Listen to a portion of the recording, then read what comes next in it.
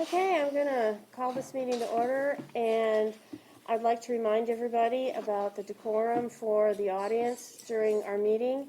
I'm relying on the constable to be my eyes and ears in the gallery. I'm not going to tolerate any kind of disruptions by any members. And constable, please do not wait for me to give you the cue if you see or hear something disrespectful or disruptive, and I'm not noticing it because I'm concentrating on what's before me. Please know that you have my permission to remove the disruption from the meeting. Okay, so we have tonight quite a few people who would like to speak, and as it goes with our rules, we have tonight, if you're going to make a public comment, you're going to have 2 minutes. And because we have a large number of people wanting to speak to an agenda item, you're going to have 1 minute per agenda item. So I'd like to start with, Linda, you've decided that you'd like to speak tonight, so go ahead, go to the podium and start your public comment. You're going to have 2 minutes. I'm speaking as a citizen tonight, Catherine, on this podium. And I'm doing that because last month you declared a 4-member board. Last month, Catherine Frankie, in the most unprofessional display and total lack of regard for the voters in this district, announced that the 4 people sitting up front were the board majority and that going forward they would be running this district in what she characterized as their good deeds way. She asked each of them to pledge their loyalty to her and follow her down a path probably paved in $80,000 worth of decomposed granite. The entire spectacle was bizarre and completely unprofessional. For those paying attention, it did not deter me. I'm on item 2, Jimmy. Every month for the past 10 months, I have identified to this board, the Infomark bookkeeper and the attorney for the district, the billing practices that do not conform to the contracts for services by Infomark, Sage Management, and Gray Engineering. These are administrative services of the district and consume nearly half of the district's $4 million budget goes to pay these providers, along with the legal services from 3 separate law firms. In 10 months, I have identified no less than $10,000 in billing errors, omissions, and identification of services. We have been billed for services in Wimberley and Dripping Springs, and despite every member of this board being made aware that invoices were erroneous, they voted to pay them anyways.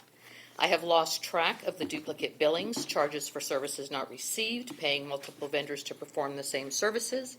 It's a disgrace and a flagrant disregard for the duty to protect the people's money. This board is aware because I tell them every single month. Item 3, report from the engineer. There are projects in this district that require engineering services, but most of the business does not. Herb Edmondson is being used to perform administrative tasks that we pay Infomark for, such as managing the landscape contract, doing the work for water permits from TCEQ, taking work assignments from Infomark without board approval.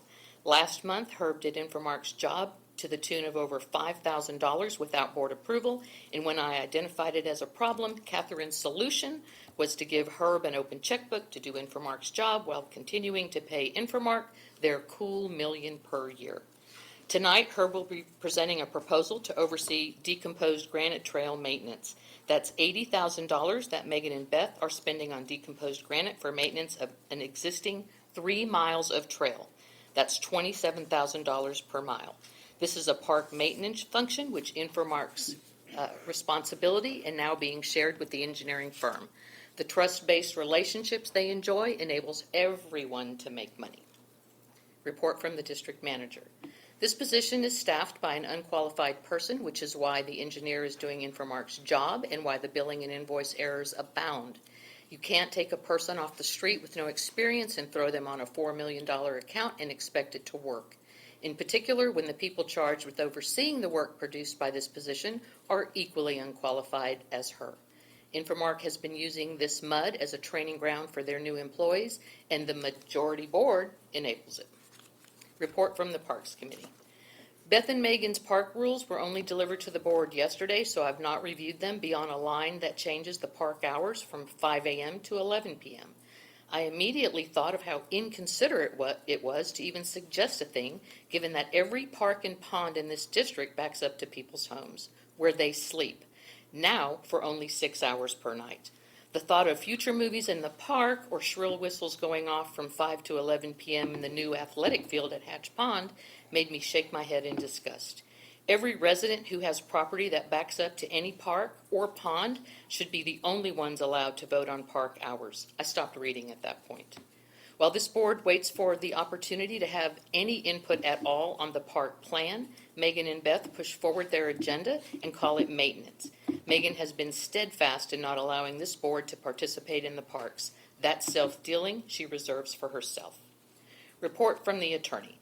I asked very little of Bill Flickinger, but I did ask him to answer the following questions tonight, although specific to one particular invoice applies to all business, really.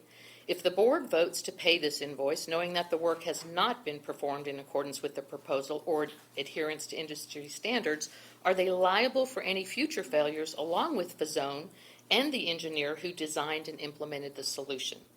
What liability do board members have when they approve a payment for services they know have not been provided? And what liability does Infomark have for soliciting the work, then not holding the contractor to the written terms of the proposal and invoice, and not engaging an engineer, a qualified engineer, to design a replacement or repair solution? I am hopeful that I do not receive the all too common, that would be a legal opinion, Linda, and I'm not comfortable giving that in an open session response when we get to the bills and invoices. I don't want your opinion, Bill. I want to know the law, chapter and verse, that governs the liability of an elected official. Tonight might be a good time to start laying it out for them. Thank you. I'm done. Thank you. Okay, Thank you for so letting me go first. Shannon Bauer, you wanted to speak to agenda item, I'd like to make a public oh, comment, I'm sorry. and Okay. then agenda item number 5, please. Okay, Thank you very much. I wasn't going to make a public comment until now. I would like to remind you that this gentleman back here, the constable, is not here to do your will. He's here to do the will of his chain of command. He is only beholden to his chain of command. You don't get to order him to do anything. We're the public, and as long as we're not being violent towards you, I'd like to remind you, please don't threaten to sick police on us. Thank you. Agenda number 5, please. 8? 8, yes, please. 8, this is in reference to Hatch Pond and the willingness of the board to turn it into what's called, I believe, Sacco Athletic Field. And you're wanting to turn the hours from 5 a.m. to 11 p.m. And I would like to say, as a person who lives there, please do not do this. I do not want an athletic field. I don't think the public venue in the middle of a residential neighborhood is going to up our values any. In fact, it's going to keep us up at night.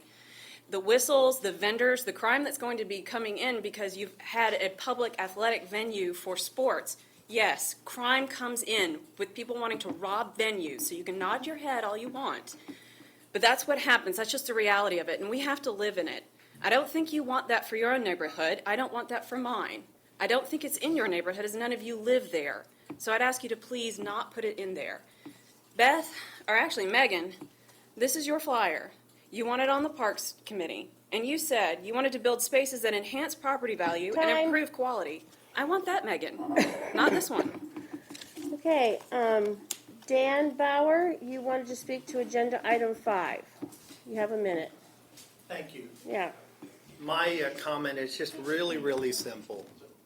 I'm seeing what's going on, and I believe that it's very important for us as a community and y'all as a board to provide infrastructure and the things that we need. My only comment is that I've been in this business in development and construction for over 40 years. I would like to see the people that are doing the work that our tax dollars are being paid to actually are qualified to execute the scopes of work that they're given. It's just that simple. Unfortunately, I've seen too many stuff going on. And if you guys would like, I'd be happy to help you with this. I've been involved in QA, QC work for years. I'm the guy that you call when things have failed. I've worked as an owner's representative for multi-billion-dollar developers. I've got an extensive background in this, And this is my neighborhood. You guys are my neighbors. I just want to make sure that we take care of our neighbors well. Okay? That's all I'm asking. Thank you. Thank you. Cassandra McMillan, you want to speak to agenda item 8, Thank you. and you have a minute. Okay, so I just became aware tonight of the Hatch Pond being turned into an athletic park. If this is happening, I just prefer that it not happen in our neighborhood. So I'm waiting to hear the rest of the facts, but that's my opinion. Thank you. And Gerald, you wanted to speak to agenda item 2? Oh, and a public comment. Okay. So, You start with your public comment? yeah, 1 second. Let me get my technology in order. Okay, I'm ready. The Anderson Mill West ACC unsightly rulings that have been issued and will be issued are not within the purview of the MUD or MUD's attorney. The MUD released any rights it had, if any, in the Anderson Mill West ACC. The MUD has no say in the Anderson Mill West ACC operations, procedures, or processes. It is not the place of the MUD to interpret the Anderson Mill West ACC findings and rulings. The court ruling regarding Director Fobb's lawsuit had no effect on the Anderson Mill West ACC's authority or existence. The Anderson Mill West ACC is independent of the MUD. The MUD enforces the deed restriction violations. If the Anderson Mill West ACC or Sage Management finds such a violation that is within our legal authority, then the MUD should enforce such findings. The MUD cannot, if the MUD decides not to enforce the Anderson Mill West ACC findings, then the MUD can and will take its own legal actions if necessary. Okay, whoops, sorry. Bear with me 1 second here. So you're going to agenda item 2? Yes. Okay. I got the word right. Hold on 1 second. Okay. The release of open records requests to Director Fobb and friends was for the sole purpose of trying to get her elected to the Board of Directors and to look for non-existing evidence in a superfluous lawsuit against the MUD and the taxpayers of this community. The approximate legal costs of the open record request and defending the MUD against the lawsuit were almost $400,000. These legal expenses do not support the operations of the MUD and do they not have any direct benefit to the taxpayers living in this community. The taxpayers of this community should demand the repayment of those expenses. Her participation on this board demonstrates her superciliousness towards her fellow board members and the community and the taxpayers. Thank you. David Flores, you would like to make a public comment. You have 2 minutes.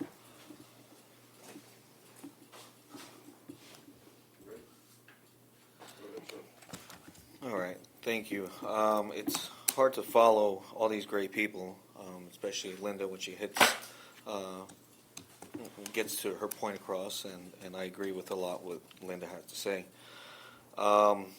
Catherine, I didn't see on the agenda the communications violation from Beth.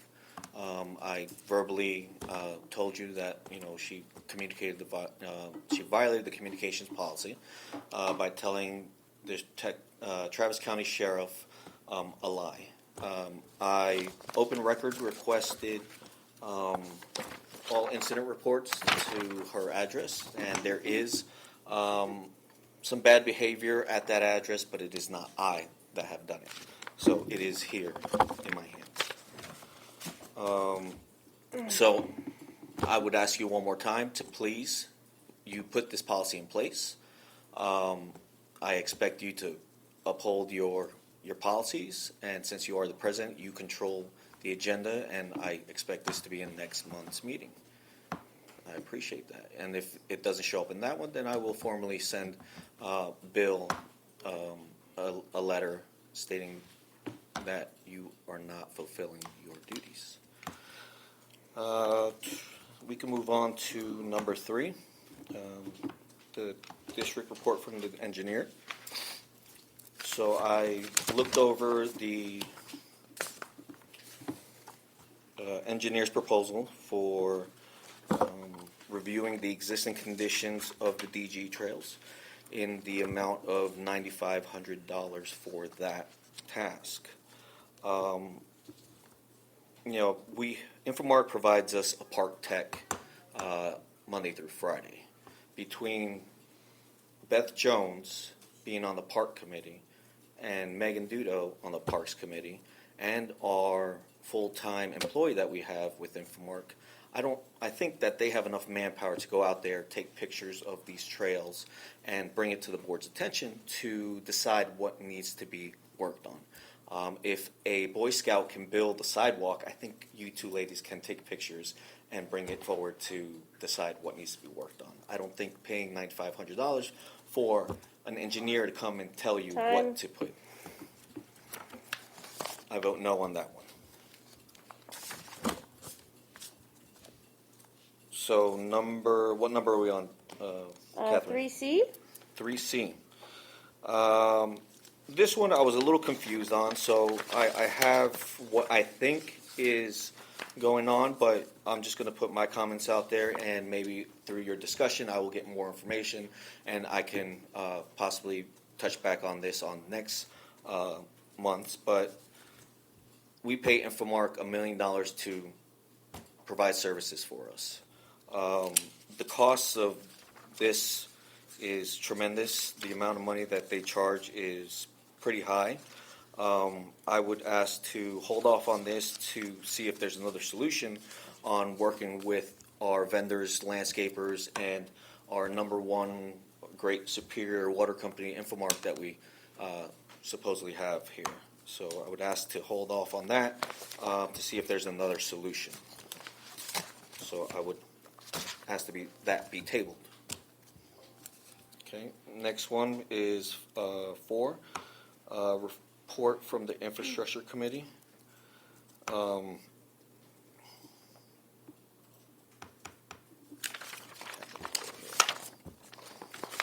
was wondering if you could touch base on a little more and explain to the public this attachment here from Gray Engineering on the Texas Water Code Coordination for Emergency Operations of Williamson Travis County Municipal Utility District Number 1. I appreciate your help if you can explain that to the public and exactly what it is about. Having the water facilities in our district, the lift station at Hatch, Sunchase, and Dagama, have them qualify for critical load status. So if you can explain that more to the public would be fantastic. Number 5. B? So we already have a water jug out there, and the last director that had that position took it upon himself to put in work and put in effort into our community and fill that up and do the work. I feel that the people that replaced them just lack that motivation to get out there and do work. So it's a costly thing. I thought it said $7,500, I believe, to put water there for dogs and people. Art said, if it ain't broke, don't fix it. So I agree with Art. If it ain't broke, don't fix it. So just wanted to give my opinion on that. If it was any other park, I'd probably do somewhere where kids play and there's kids actually playing, not dogs. But tomato, tomato. The London Lane. That was that one. Okay. 5D, not to exceed 5D. amount for Viking fence.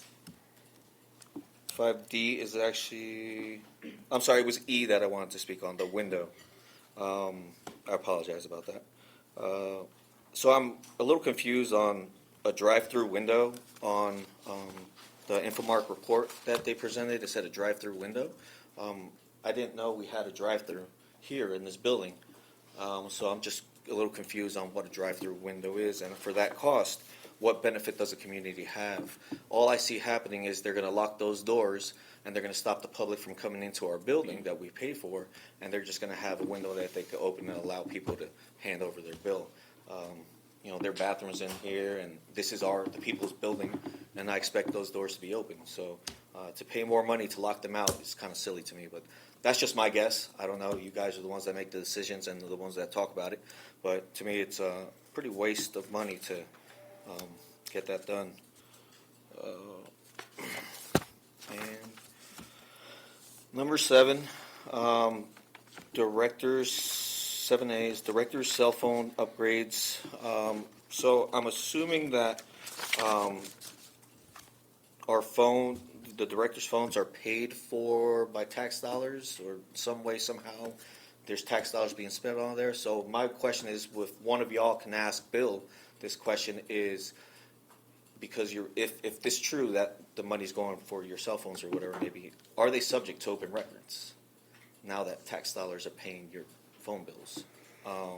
So if it is, then we can make some open records requests on y'all cell phones, on text messages and all that, from director to the director. So I just wanted to get that answer from Bill. If you guys, Beth, if you could ask that for me, that would be greatly appreciated. I appreciate it. Thanks, Beth.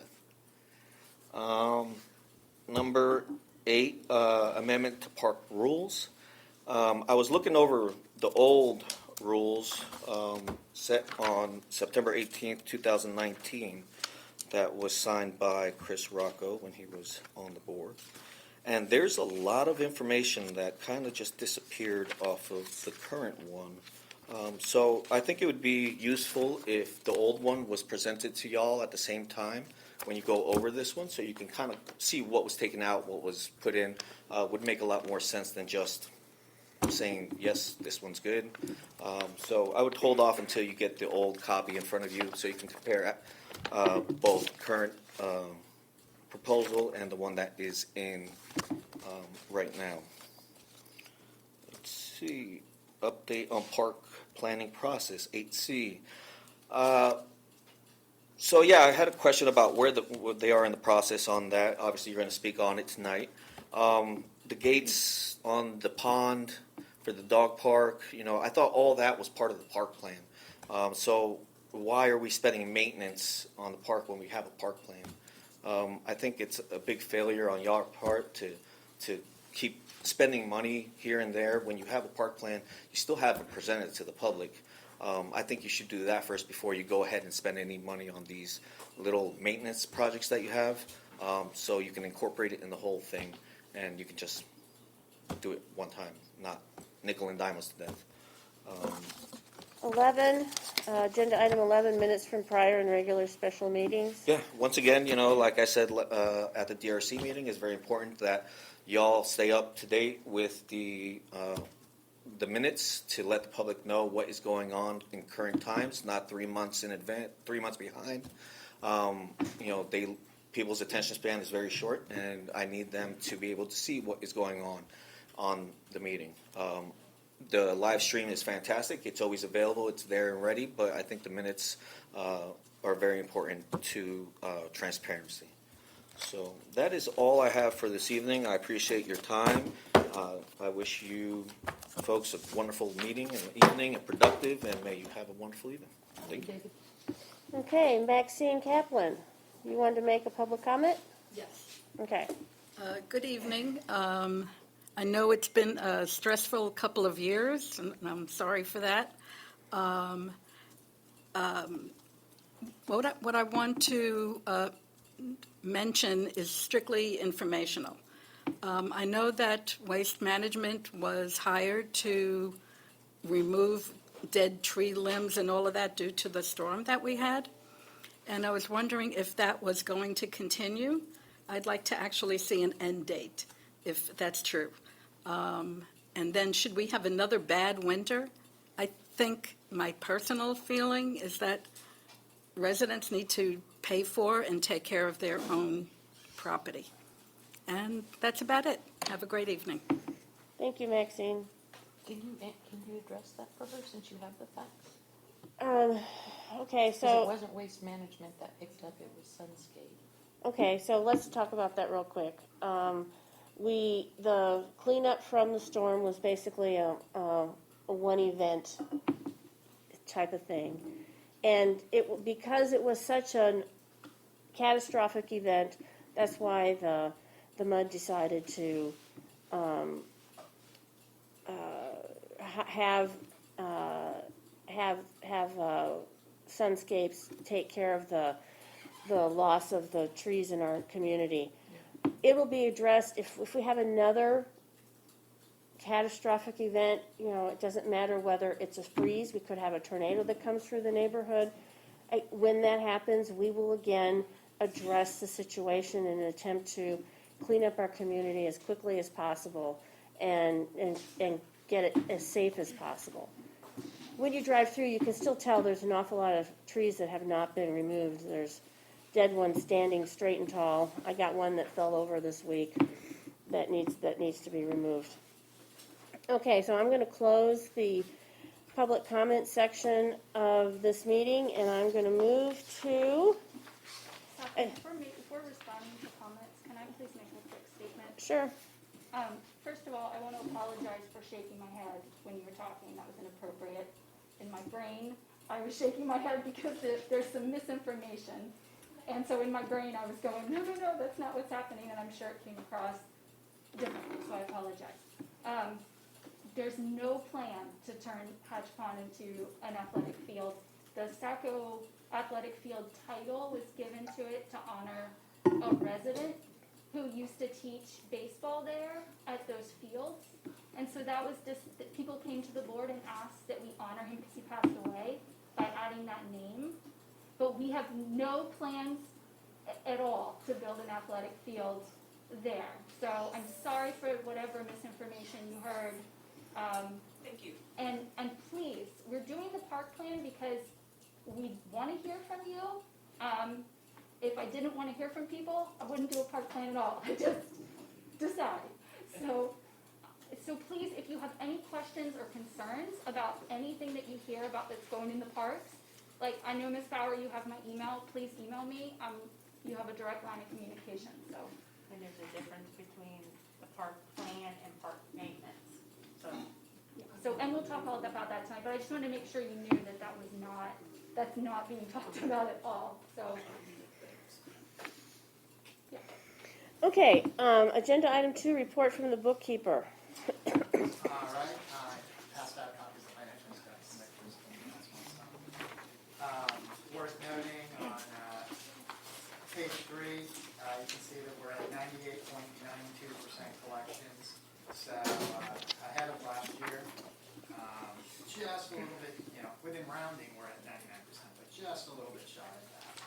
But we then, despite being a little bit shy of the target that we had, we still came in ahead of budget on the revenue side of that.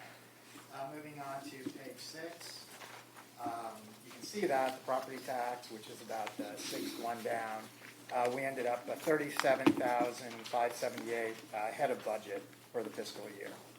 And that's based on, we tried to take a very conservative approach of about assuming what the AV will actually end up being. We don't know at the time that we're building the budget. We know what we have at that point, but there's still plenty of properties that are in protest. And so we take the lower valuation and work from that. So it's typical for us then to come in ahead of budget. But this district did have a bad year recently, and so we were concerned about that, and we lowered the budget commensurately, but we did come in above the budget that we set. Overall, we're about $242,000 for the year ahead of budget in terms of revenues. The biggest chunk of that is that water revenues were up this year, and that's unpredictable. It depends very much on what the weather is because such a big chunk of it is irrigation. And then the other big part was that the wastewater revenue was up heavily, and as I mentioned, the property tax. So those were the biggest elements. In terms of your administrative expenses for the year, now for the month, very close to budget, but for the year, $196,000 over budget, and $227,000 of that, so more than all of it, was legal. And then also engineering special projects.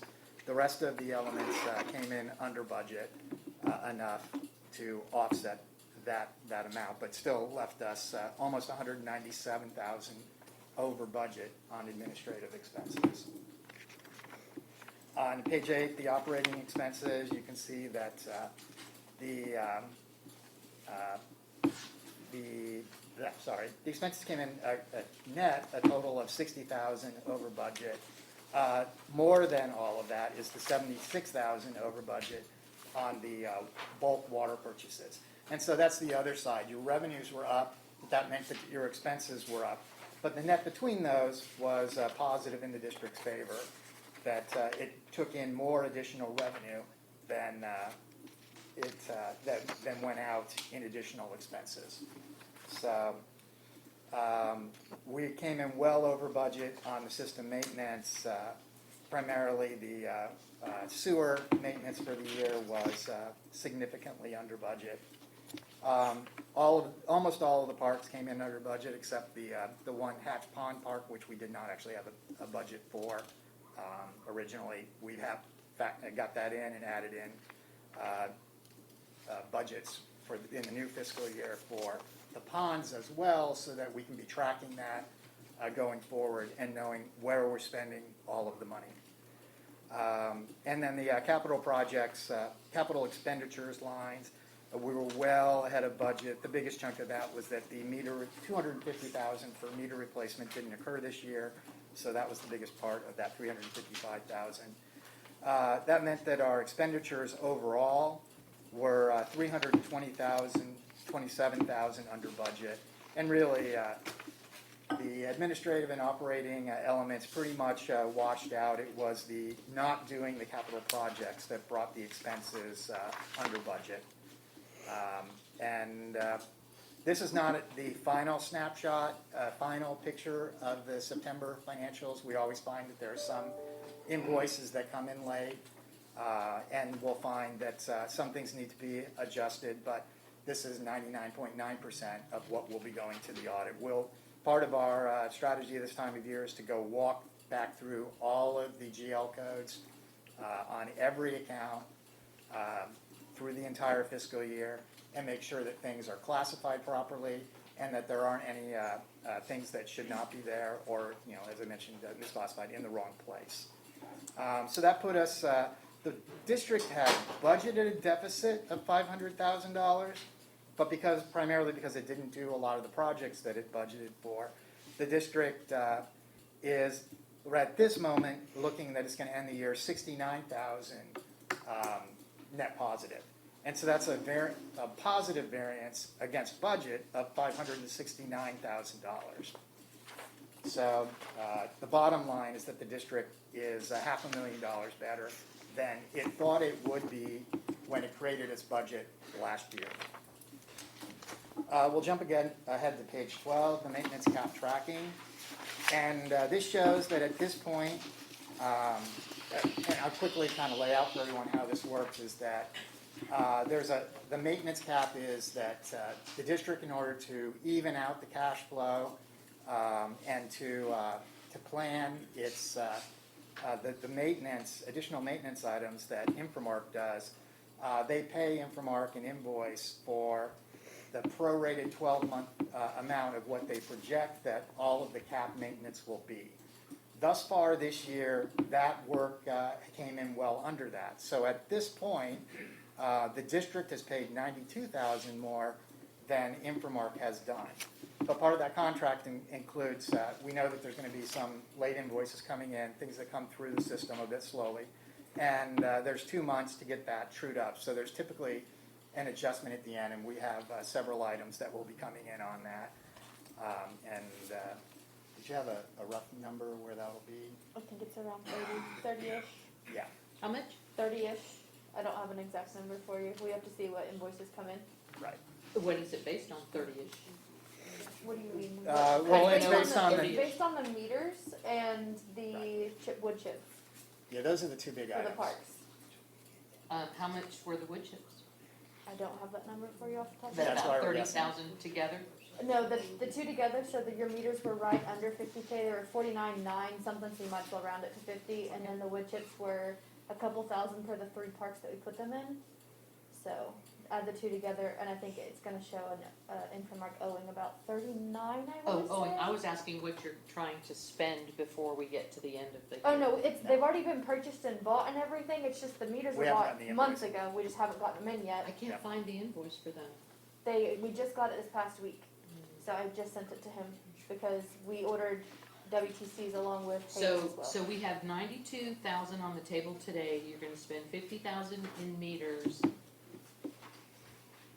And then, We already spent the 50,000. well, already- it's it's already been been- spent. yeah. It'll come out of that 92. Right. And then that leaves 40, It's looking You're like we're looking gonna like owe 10 like 32, so almost 35-ish. $10,000 in wood chips. It's almost, it's close. I feel like Approximately. I feel like I'm highballing it, but Yeah. it's a couple thousand for the parks that we did then.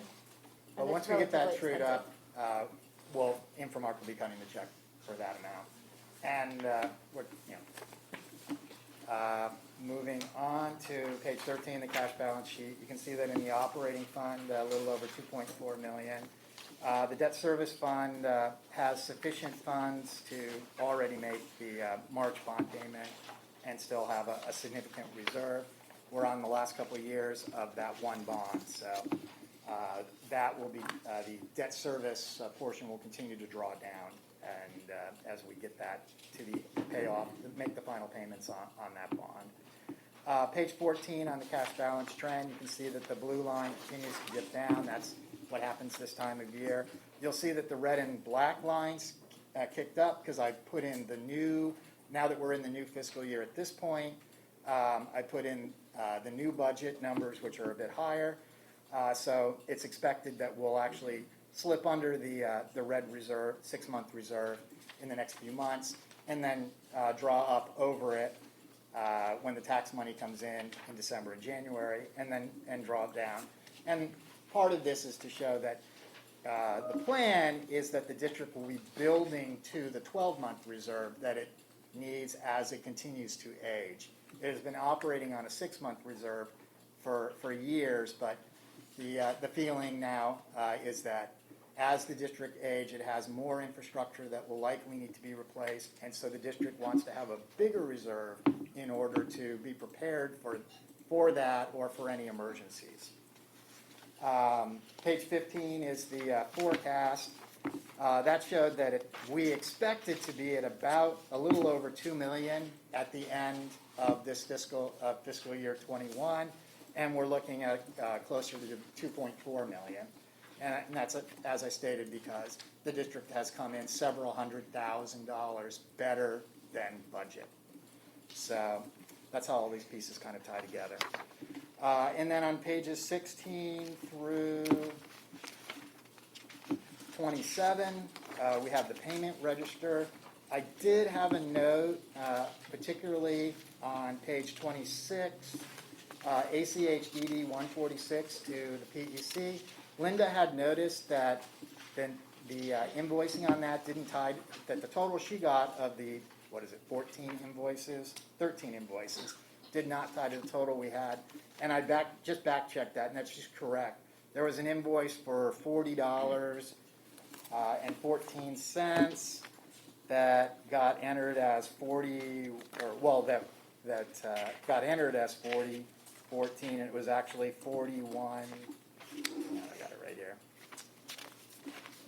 It got entered as 40.27. It's actually 41.88. So we've understated this by $1.61. Instead of 43.73.42, it should be 43.75.03. So I want to make a note about that because we'll need to make that correction. Okay, but the check was correct. Well, it's not a check. It's they're auto drafting from the account. Oh, okay. So, And so the report was just short, is what you said? Yes, that's what I'm saying. Okay, The report okay. is short. Right. How much was it short? $1.61. And I caught it. That's right. So like I said, we'll get that corrected. We would have found that when we were reconciling the bank, seeing that the amount they drafted was different than the amount we posted, and we would have had to make a correction then, so we can make it now. So. Quickly, before you get off these pages, Mhm. the check to Bickerstaff, Heath, and Delgado, change the GL code to the ethics violation for Louis Zerbagon, and that. We don't have a separate GL code for that. We've been running the ethics violation Every through. other report, so we can see clearly, and I can total what has been spent to defend his interference with the election. That, we have been coding it in this GL code, Professional Legal Services 531023, for the Are you gonna entire pull it out period. for me then? when But I can pull it out for you. I mean, that's not an issue. The question, I guess, to the full board is, would you want a separate GL code for legal ethic? We'd have to create one. Are we done with that? separate. Are we done with that, Bill? Yeah, I don't think you need to create one if we're done Okay. with it.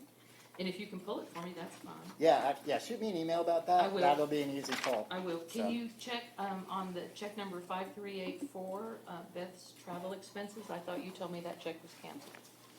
Or did The you one read that's it? on the revised is the correct one. With the one that was incorrect is voided on the system, on the report.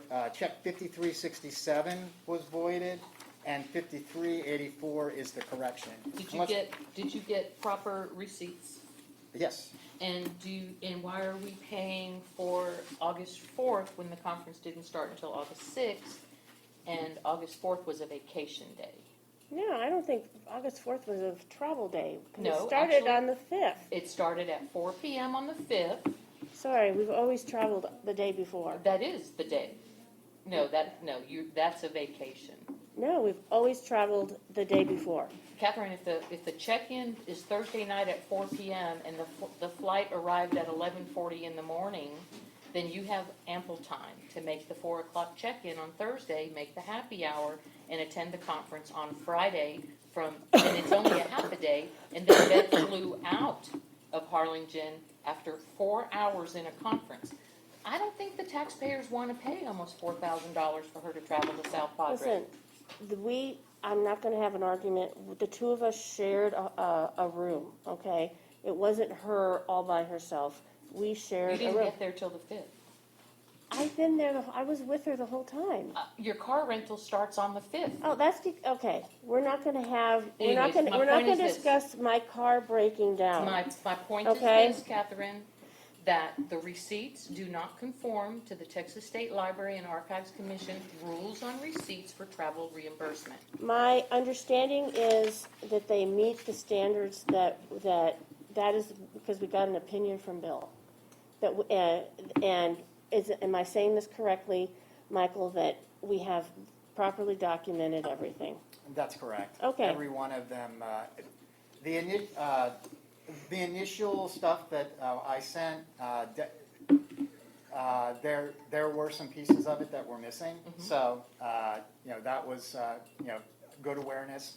We then, Beth and I got together. She got me everything. We were able to put together the entire piece. So, the updated version of the original one and the second, this additional reimbursement, everything's there. I mean, I can't see an objection. A taxi receipt for $160 that is handwritten or hand-typed? I don't think so. But you know what? We don't have to have this discussion. I'm going to send it to the comptroller for an opinion, okay? And then that way we'll just know if it Yeah. meets the standards. Okay, let's move on. Okay, so in terms of were there any other particular checks that I wanted to bring up? I believe the answer is no. I think the B&I committee reviewed everything, and I don't think I had anything that was unusual.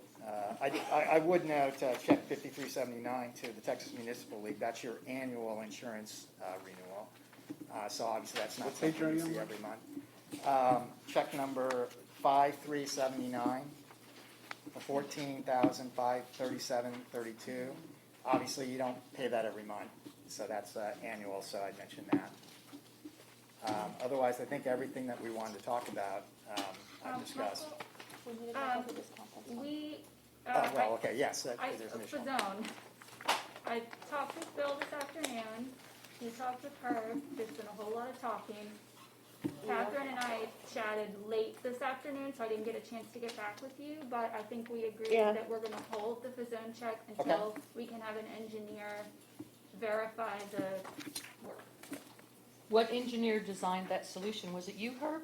No, ma'am. Was your firm at all involved? No, ma'am. Who designed that solution? The zone. Fazone, are they engineers?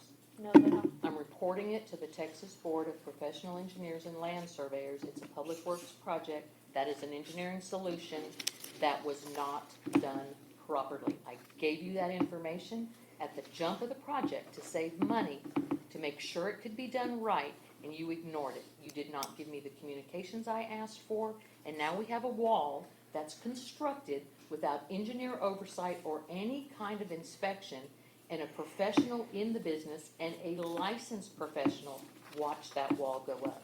So we know it's not done to standard. I am so disappointed that you let that happen. I'm having a hard time believing that. Did Fazone build the walls? They built a lot of walls within the district. That's what I thought. Did they do it with an engineer's plan? They, in the past, it's been true. The Okay. zone themselves is not an engineer, but I know that they consult with one. Good. I'll need the name of that engineer because it needs to go on the report. I was going to give your firm, but if you were not involved, I need the name of the engineer that was involved. They I'll have reach to out answer to it. Paul tomorrow and see if he can give you Is that it information. required to have an engineer for maintenance on a wall? It's not maintenance. They completely They did the erected a structure. wall that was broken, correct? If there's any question about what's being constructed from a wall aspect, that's generally a structural engineer who would either do the recommendation or at the very least the review of the work. And Herb, when I sent you that picture of the leaning post at Hatch Pond, did you or any member of your firm go out and take a look at it? Yes, we Okay, did. I thought you did because it's been on your Yes. agenda for the last 10 months, so you are involved. You were involved in the beginning. On the corner you asked us to look at, Yes. our office was asked to look at it. Yes, We did, okay, and we got with Infomark, and the discussion was for zone construction to do the repairs, and our office was out of that project at that time. We've carried it, so it was a project that, because we did touch it in that sense, okay. it did not get dropped. Did you identify that there was a structural problem with the foundation? No, ma'am, we did not did not do that. we're not structural engineers, so Oh, you're not? we would not make that recommendation from our office. Okay. Did you take measurements on how much that footer had rolled? No, ma'am. Well, we did. We have the photos. Who So, is we? me, a professional in the neighborhood, and a licensed professional. Why are you involving a person in the neighborhood? Because I couldn't get answers from McKinsey. I had no choice. Okay, how many times have we done this where we erect a wall? Is this the standard operating procedure to erect a wall, something that's broken? Do we get an engineer out there to do it, or is it just, if Fazone constructed the wall, they qualified to do it? They are, right? To my knowledge, yes. Well, Okay. Herb, they proposed replacing the footer and then rebuilding the wall on top of it. They did not replace the footer. Okay, they did not do that. Instead, they Gave us 30 more feet. no, they dug holes in front of the wall, stuck a bunch of rebar in it, poured sack concrete in it, and that's supposed to hold that footer up. And then they used threaded rod as the structure to hold up the wall. Not rebar, threaded Okay. rod. They put piers in the existing structure. Threaded Okay. rod, not rebar. You know that's not gonna hold. You know that's not gonna hold, How Okay. do we know that? How do you know that? because I had a professional look at And this professional business. erect walls, he's certified to it. do Does that? structures, yeah. Like some high rises downtown, so. It's a learned thing, and they know what it takes to have a structural sufficient wall. They assured me it wasn't. I sent the concerns from that resident to McKinsey. So she saw, I'm not an engineer, but I believe somebody who is in that business has more knowledge about it than Fazone, Okay. Johnny with the pickup. Okay. That's who was out there. Okay, so building we're it. going to hold this check tonight, so what is the final number We then? have one more for Oh. discount fencing. Okay. Yeah, so, It just, we missed it putting in the packet. yeah, an invoice came in on the 4th into my email. I didn't see it, so I didn't process it. Discount fence invoice 18307 in the amount of $3,627. What And fence? Yes, that was my next question. Let me ask a question. Why are we holding the check? Because we're gonna have an engineer look at what actually was done before we pay them. Is that gonna be her? Because I can send you all the pictures from construction. No, ma'am. It's not gonna be you. That will All be, right, so that, we're gonna hire an independent engineer. to do Yep. this. the Yep. recommendation Okay, is, be able to is get that they access to the get wall from and our see what office, was visibly done. Hold on, is you that guys you are have a talking to each structural other. engineer review that work. Okay, when you find one, when you have one, so they don't have to tear the wall apart, I'll let you know, and I will forward every picture from every day of construction. They can look at it for themselves. Yeah, Linda, could I clarify Yeah, something on sure. that? Yeah. Okay. So I only became aware of this issue very, very recently as to the invoice, the construction, so forth. Had a conversation with Herb. Herb wasn't really authorized to talk to me, but I felt it was necessary to talk to him. I've talked to Mackenzie, I've talked to Megan about this, and my recommendation was to pull the check, don't pay the invoice, until two things happen. Number one, that the invoice matched the actual work. Thank you. Which I think we might have that now. Yeah, we Okay, do. number one. And number two, after talking to Herb, that we not accept the wall or pay the invoice until there's a certification by a qualified structural engineer telling us that what they did is sufficient. Thank you, Bill. And of course, if it's not sufficient, they're gonna have to fix it. Herb also told me that on other wall repairs, they have brought in a structural engineer to certify their work. Good. So this work, when they started out, I understand, they had a plan. It was pretty simple.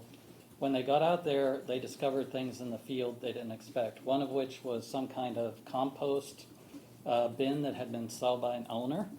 And then the project, took up a different course.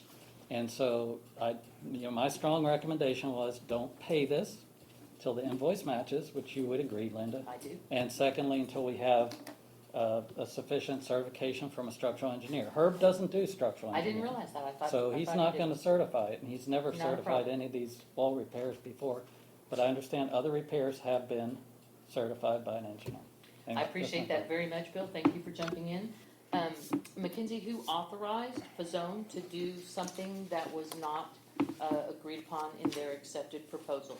Who allowed that change? Nobody, Nobody. They just did it on their own? They We let were- contractors make those decisions? No, we don't do that. Okay, so, public works so we have a plan here. Now I So, understand. so you have another Discount fencing. input, He yes, was gonna yeah, tell us who that was yeah, for. yeah. So where was that coming from? Well, that's hold from her partially. His firm approved Yes, that. that is for the other half of the amount that was approved to install all the handrails. Got Before it. the project started, the district up fronted the 50% to buy the materials, get things going. They've completed the work, we've checked the work, we've had them go back and make some repairs. So at that point, at the end of September, we were satisfied with the work being complete. We processed it October the 4th and just got apparently lost in the emails for processing. Okay. Did you also pick up the arbitrage? That I didn't add to this list because I think that can wait a month to be paid. They don't need to be paid right away.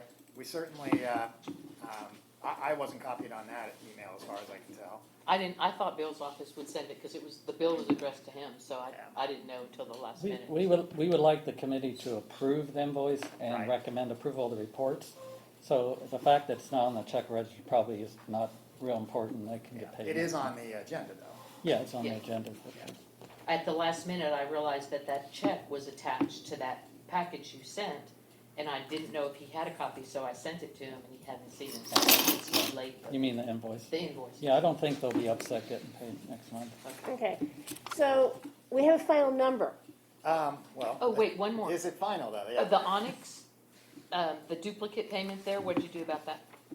We're researching that right now, trying to figure out what happened on our end, but I agree with you that that's, it's sorry. definitely the same payment. We're trying to make sure that they didn't double hit Christie on it when she paid it. Yeah, and that's just on our side. What about for last year?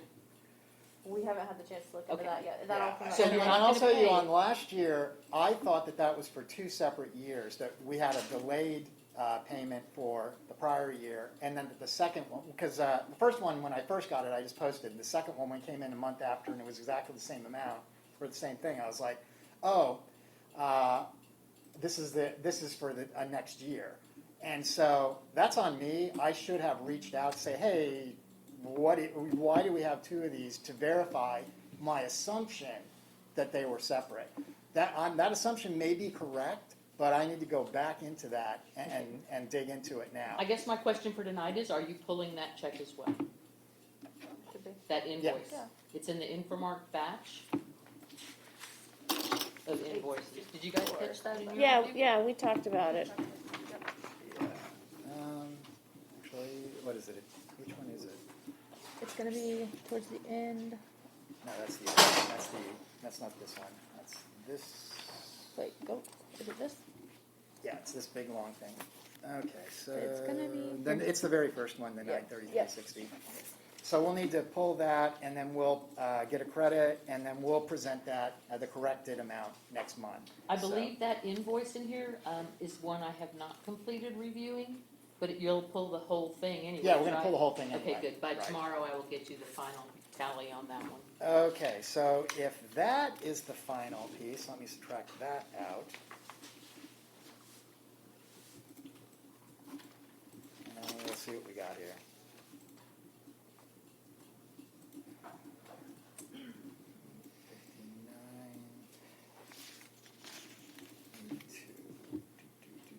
Yep. Okay, so quickly running down, we started with the 428, 804, 82 that was on there, add in the 161 that we missed on the PEC, subtract the 9,500 because we're going to be holding check 5368, add in the 3627 for discount fence, and then pull out the 1607361 for Infomark check What was that number last about? I'm sorry. 1607361, that's the negative. 5356, let me make sure I got that down. And the net of that is 406,859.82. Okay. Okay, does somebody want to make me a motion? This is the budget, the invoice. Motion to approve the payment register in the amount of $406,859.52? 82. 82. Yeah. Okay, I'll go ahead and second that. Okay, any more discussion? We've talked about a lot. Okay, all in favor say aye. Aye. I'm going to abstain Okay. until the records are accurately reflecting Okay. what was done. All right, and then proceeding with the rest of the report, pages 28 and 29 and 30 are the three transfers for the month. 28 is the tax transfer, the little bit of tax money that came in this month. 29 is to move funds from Tex Pool to the Bancorp South operating account to cover the checks that you're writing this meeting. And 30 is 14,000 to move money from Tex Pool to the manager's account to fund up for the fund that up to the level that we keep it at, and to fund the checks that basically got approved last month or got approved in the course of the month. And then page 31, you can see the open records requests, a total of 62, that's 475.30 this year. It's possible that there'll be another invoice from Bickerstaff or somebody that might bring that up, but that's everything that we had in at this point. And then the do not exceeds. On page 33, the biggest activity, part of the activity was the park master plan, catching up the final 2 months of this fiscal year that they presented us invoices. And so, what was that? 6, 9, 12,000 this fiscal year from Verdunity. And so that left that balance at 32,000 under budget. Michael, did you get any additional service forms this month? Sage has additional services? Not yet. They They're were- on their way, though, I Yeah, was I told. know. Yeah, you went over, Catherine, by $140 of your limit. It doesn't make sense to put a limit on what you can approve if you go over. Okay. Okay, so, are you done? I hope so. Okay. Okay, quarterly investment report, did we go over that one then? And the answer on that is no.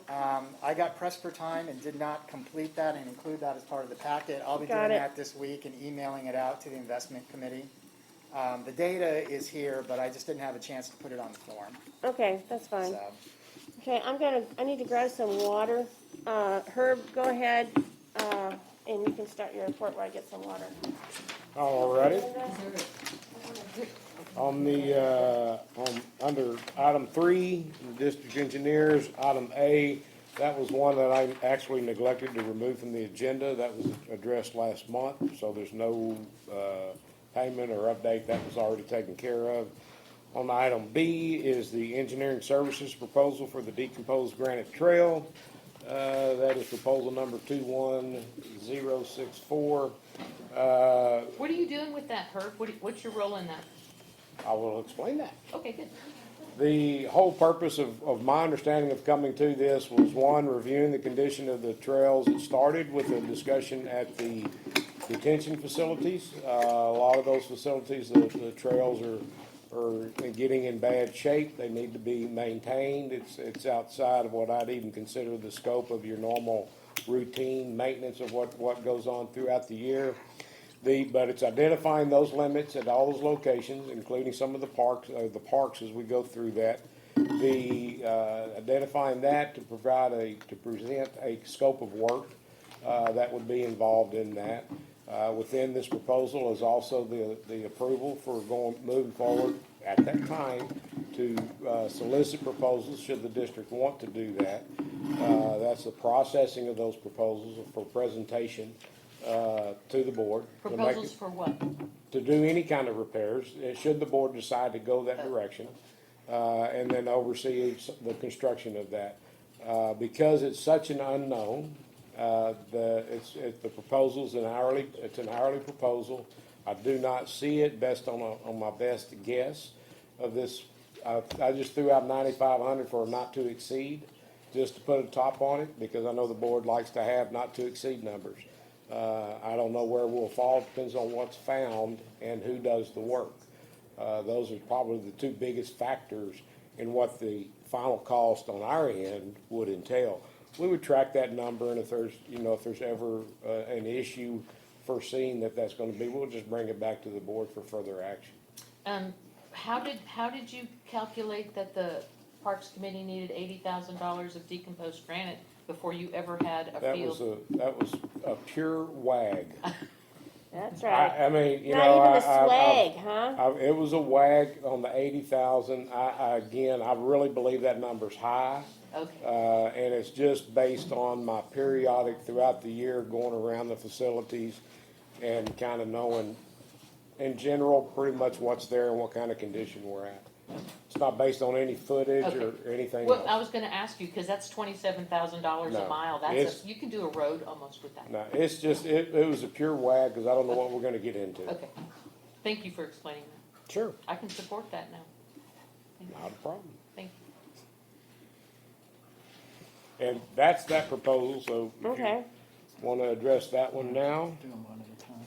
go ahead and Sure. consider them. Okay, so, I'm sorry, I missed half of it. 'Cause I was- So, well, it's okay. It's the consideration of the proposal 21064 Okay, for not to exceed, that's just for the district decomposed trail maintenance. okay. And this is with a not to exceed amount of $9,500. Okay, you want to make a motion, Megan?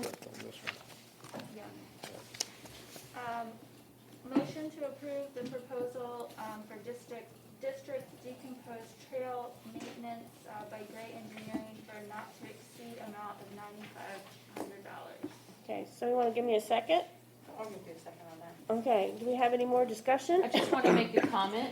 I find it fascinating that the park trail maintenance requires the services of a civil engineer, but the construction of an 8-foot standalone structural wall and foundation can be done by any Johnny with a pickup.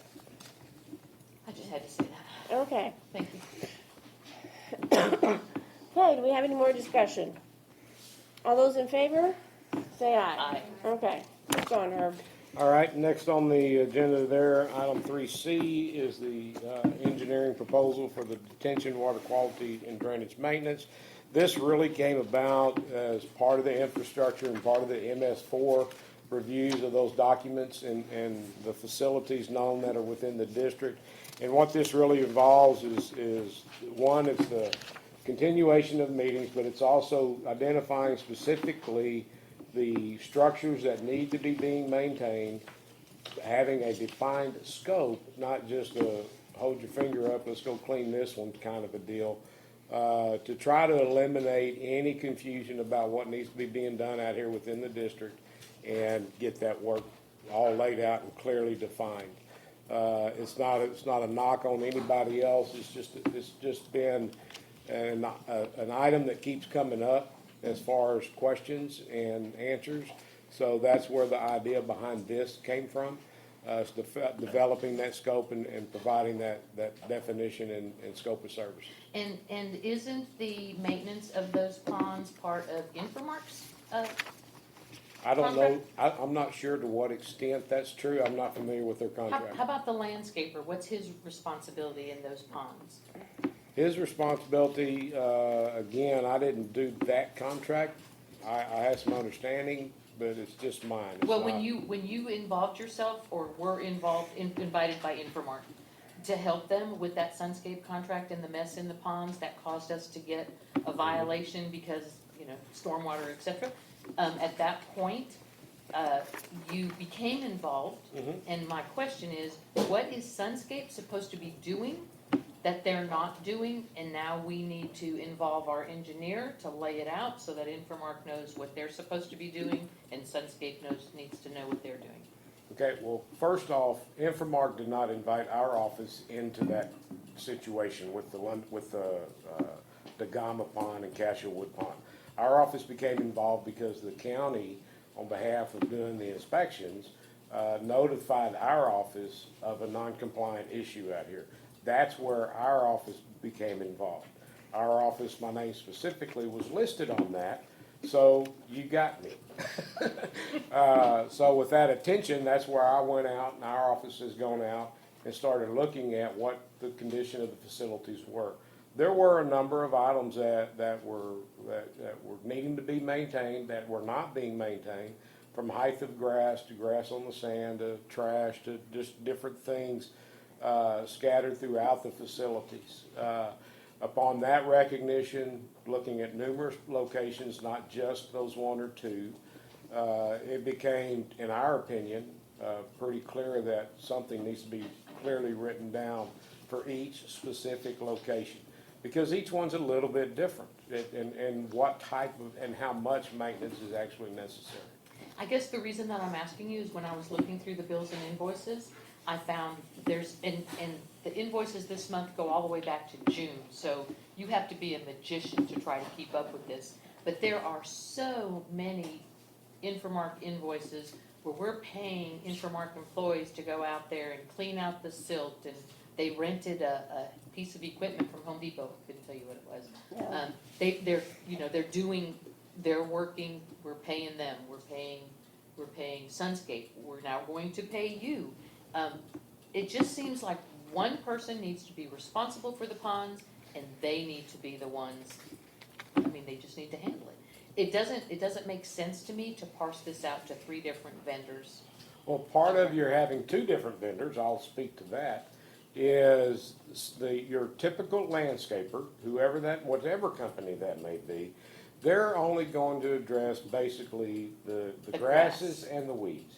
Within a detention facility, you get extra material, you get silt and debris that goes in there that's out of the ordinary for a landscaping company to take care of. Okay. That's the type of maintenance that Infomark or any general management company should and would be doing. Okay. So you're going to have, with any detention facility, my experience and what I've seen, that's what you have is a landscaper that takes care of the Grass routine and weeds. stuff.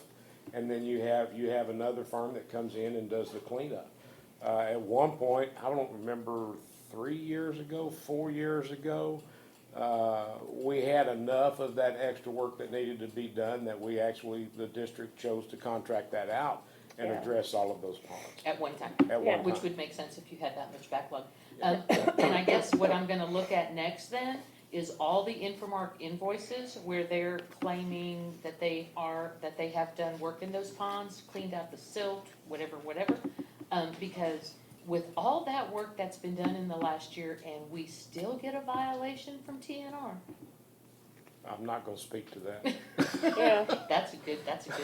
yeah. Okay, well, I'll just further research that. But thank you, I appreciate that explanation, makes sense. Okay, well, that's, I'm gonna support that one too. and again, this is another one that's just, we're actually doing it, throwing it out there by hour, with a not to exceed of 5,000. I don't anticipate that, but you gotta throw a number, so that's where it's at. Are you gonna write the recommendation? Okay. It'll be a full description of each location and the scope of work that needs to be provided. We're also including, block and lot numbers for anybody that picks this up 2 years from now can go, they're gonna find the location whether they know where it's at or not. Thank you. Okay, so that's proposal 21066? Yes, ma'am. Okay, so I move that we accept Gray Engineering proposal 21066 in the amount of not to exceed of $5,000. I will second that emotion. Okay, emotion? Okay, do we have any discussion? Okay, all in favor, say aye. Aye, okay. All right, really, as far as the report goes, I know within the packet, I believe we had the letter that was sent to the PUC. That letter, Senate Bill 3 that was recently passed, was really motivated in the legislation by the recent Snowmageddon or whatever it was they called it earlier this year, along with a bunch of the tropical storms. Like what they started seeing specifically along the coastal areas with these other storms was there was a lot of communities and a lot of facilities that were going out of power when they shouldn't have been going out of power. And a lot of the claim was from the institutions is they didn't know about those facilities. So there's always been this one piece from the Texas Water Code emergency preparedness plan that's been in place. It's not really been a pursued document or formalized document. That is now a requirement from the legislation of Senate Bill 3. So with that, and this is how the legislation works. They wanted this notification for the critical load locations to be issued to the PUC by November the 1st of this year, which is what this letter is right here. Part of the requirements to comply with that section is having an approved emergency preparedness plan. Well, that plan's got to get put together, and that plan's not due to the state until March 1 of 2022. So I've talked to the state, and it's like, okay, well, who do you want us to send it to? Well, we haven't formed the commissions yet. So, this is where. So there's a lot of miscommunication between deadlines and everything else, but what we're doing is we're following the rules the best we can. We've said, here's our critical load information. We'll get you the approved EPP once the state approves that plan, and we've addressed all comments. Then we'll follow it up with that information back to the PUC to say, here's the completed information, because we obviously can't provide that today. So all of this is being state generated based on the big freeze that we had this year, as well as other storms, and they're just ensuring across the state that these things are being adhered to. So that's what this is all about and being driven by. And which item is this on your agenda? It's actually would just fall under the infrastructure. The letter itself was within the packet. So I was just trying to explain a little bit more on that. And you have talked to us about this? You knew this was coming when you did the last thing you did? Last month. Yeah. Paying attention? I know what you're calling all this stuff. I'm paying attention. Wait till I start using it when I get tired of calling you. Herb, can I ask you a question real quick? Yes. So your letter to the PUC lists the lift stations and says they qualify for a critical load status. Was that determined by PEC? Yes, well, actually, the TCEQ, they have, the water board actually has a definition of critical facilities. So we have to include that. Like when we do the emergency preparedness plan, we'll also include, because they're in the district, we'll include all the schools will go into that plan because they're classified as critical locations. If we had hospitals or fire stations or any of that, that would be listed. Within this is just dealing with district-owned facilities that are deemed critical, and you don't want your lift stations to go down. So they would be priority for electrical power, is what you're saying? That's the idea behind all of this. Oh, so if you live close to that grid, you won't lose power. Well, I'm just thinking, how do they keep electricity going to a specific lift station? And then everything else around Well, it is they'd dead. have to keep that whole grid going. Some things I'm not gonna research. Yeah. Okay. And I know how that one works, so you're lucky if you live Yeah. next to one. Well, the grids are pretty big, so. Yeah, well, I think that's why we didn't We lose, didn't lose, I didn't lose the power during the Those of storms. us who were out of power for almost a week, I'm you know, sorry. are not, angry about that. You need to move close to a hospital. Exactly. Or a lift Exactly. station. I think it was the hospital. I Really. was I never lost power. Yeah. Yeah, they usually set those grids up so the last one, the blackout would happen. Okay. So I'm done unless you want anything on the infrastructure that you want to specifically No, address. If no. not, I'll get you to sign these proposals. Okay, I can do that. Thank you And for your agenda patience. item 4, I don't think there's anything else that we need to add. Was there, Art? No, I do not have anything else. Okay. Yeah, I can do that.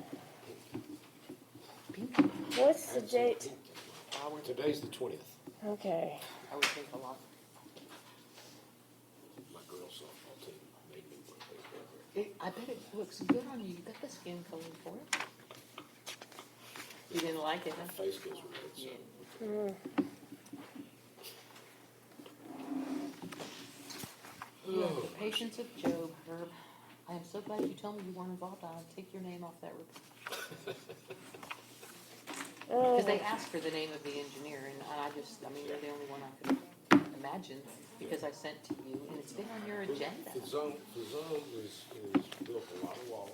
They've had a lot of details from those plans. Good. They have a lot of, and I'm just telling you, Yeah. from all experience with them, Yes. they're a good company.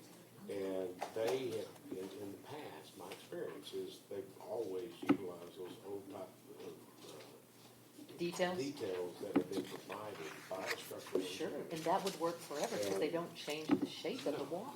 And it's the ones they used to build those walls. Oh, even better. So, yeah. Oh, But, no, I'm losing my pen. Okay. Thank you. but Sir, going still- forward, I mean, are we gonna, every time we build a wall like that, are we gonna have to get a structural engineer involved? If you impact the footing, I would highly recommend it. And you're talking a couple, $400, $500 for a structural engineer. It's not like a $10,000. And then, if the wall falls over, the mud is not liable. The engineer who certified that it was built properly becomes liable. The way it is now, if that wall falls over, they can sue the mud. We don't have an engineer to point a finger Would at. you go to the contractor? You still Or go the to contractor. The contractor, more than anything Well, else. see, that was my second question. I thought it was up to the contractor to make sure that the wall's certified, that he has to hire a subcontractor. Yes, not the district, the contractor. Right, he would have been the one, right? So- Well, And when McKinsey we said go- he did have an engineer. I'm really anxious. No, so I reached out to Paul today, called him, and I asked him, did you have an engineer look at it? He didn't say he did, he said he has an engineer that he consults.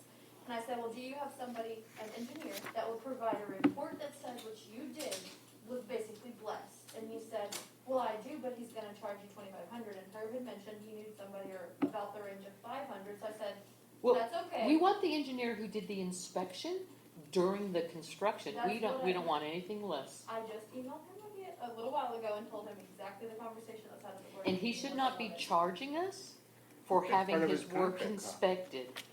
Okay, that's not gonna fly. Yeah, no, that's why Okay, I is that didn't all If of it it? wasn't laid out up front, it could be an issue with the contractor. About having it inspected? No. Additional costs. Oh, additional. Associated. That could be affected. We'll see what happens. That's just an. We'll see. What Herb, Yes. why don't you take that one? Save me a step. Okay.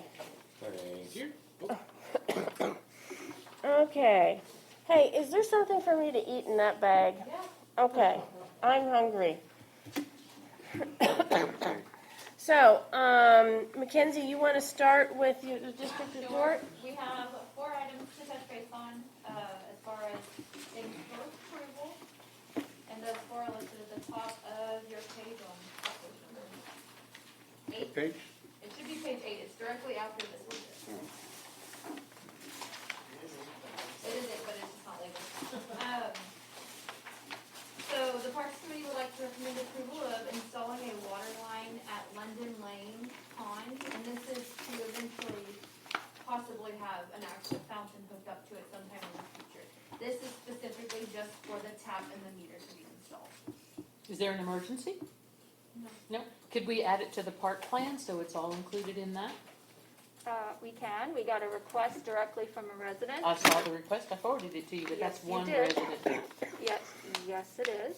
And I believe you told that resident that you think that we could definitely spare some water for the dogs. I did, and I actually said it would be a great part of the parks plan. And in the park plan, we've received a lot of feedback from residents who use the dog park saying that it's very hot. We do have a jug of water down there, and it is changed out by a tech, but every time, super heavy, and every time they do it, they have to take it somewhere where we have water, drive it there, drive it back, and put it back. It's very time consuming. And So kids use it too, sorry, but kids are using that. on days that the park tech is tied up meter reading and stuff, they're not going to be able to fill it.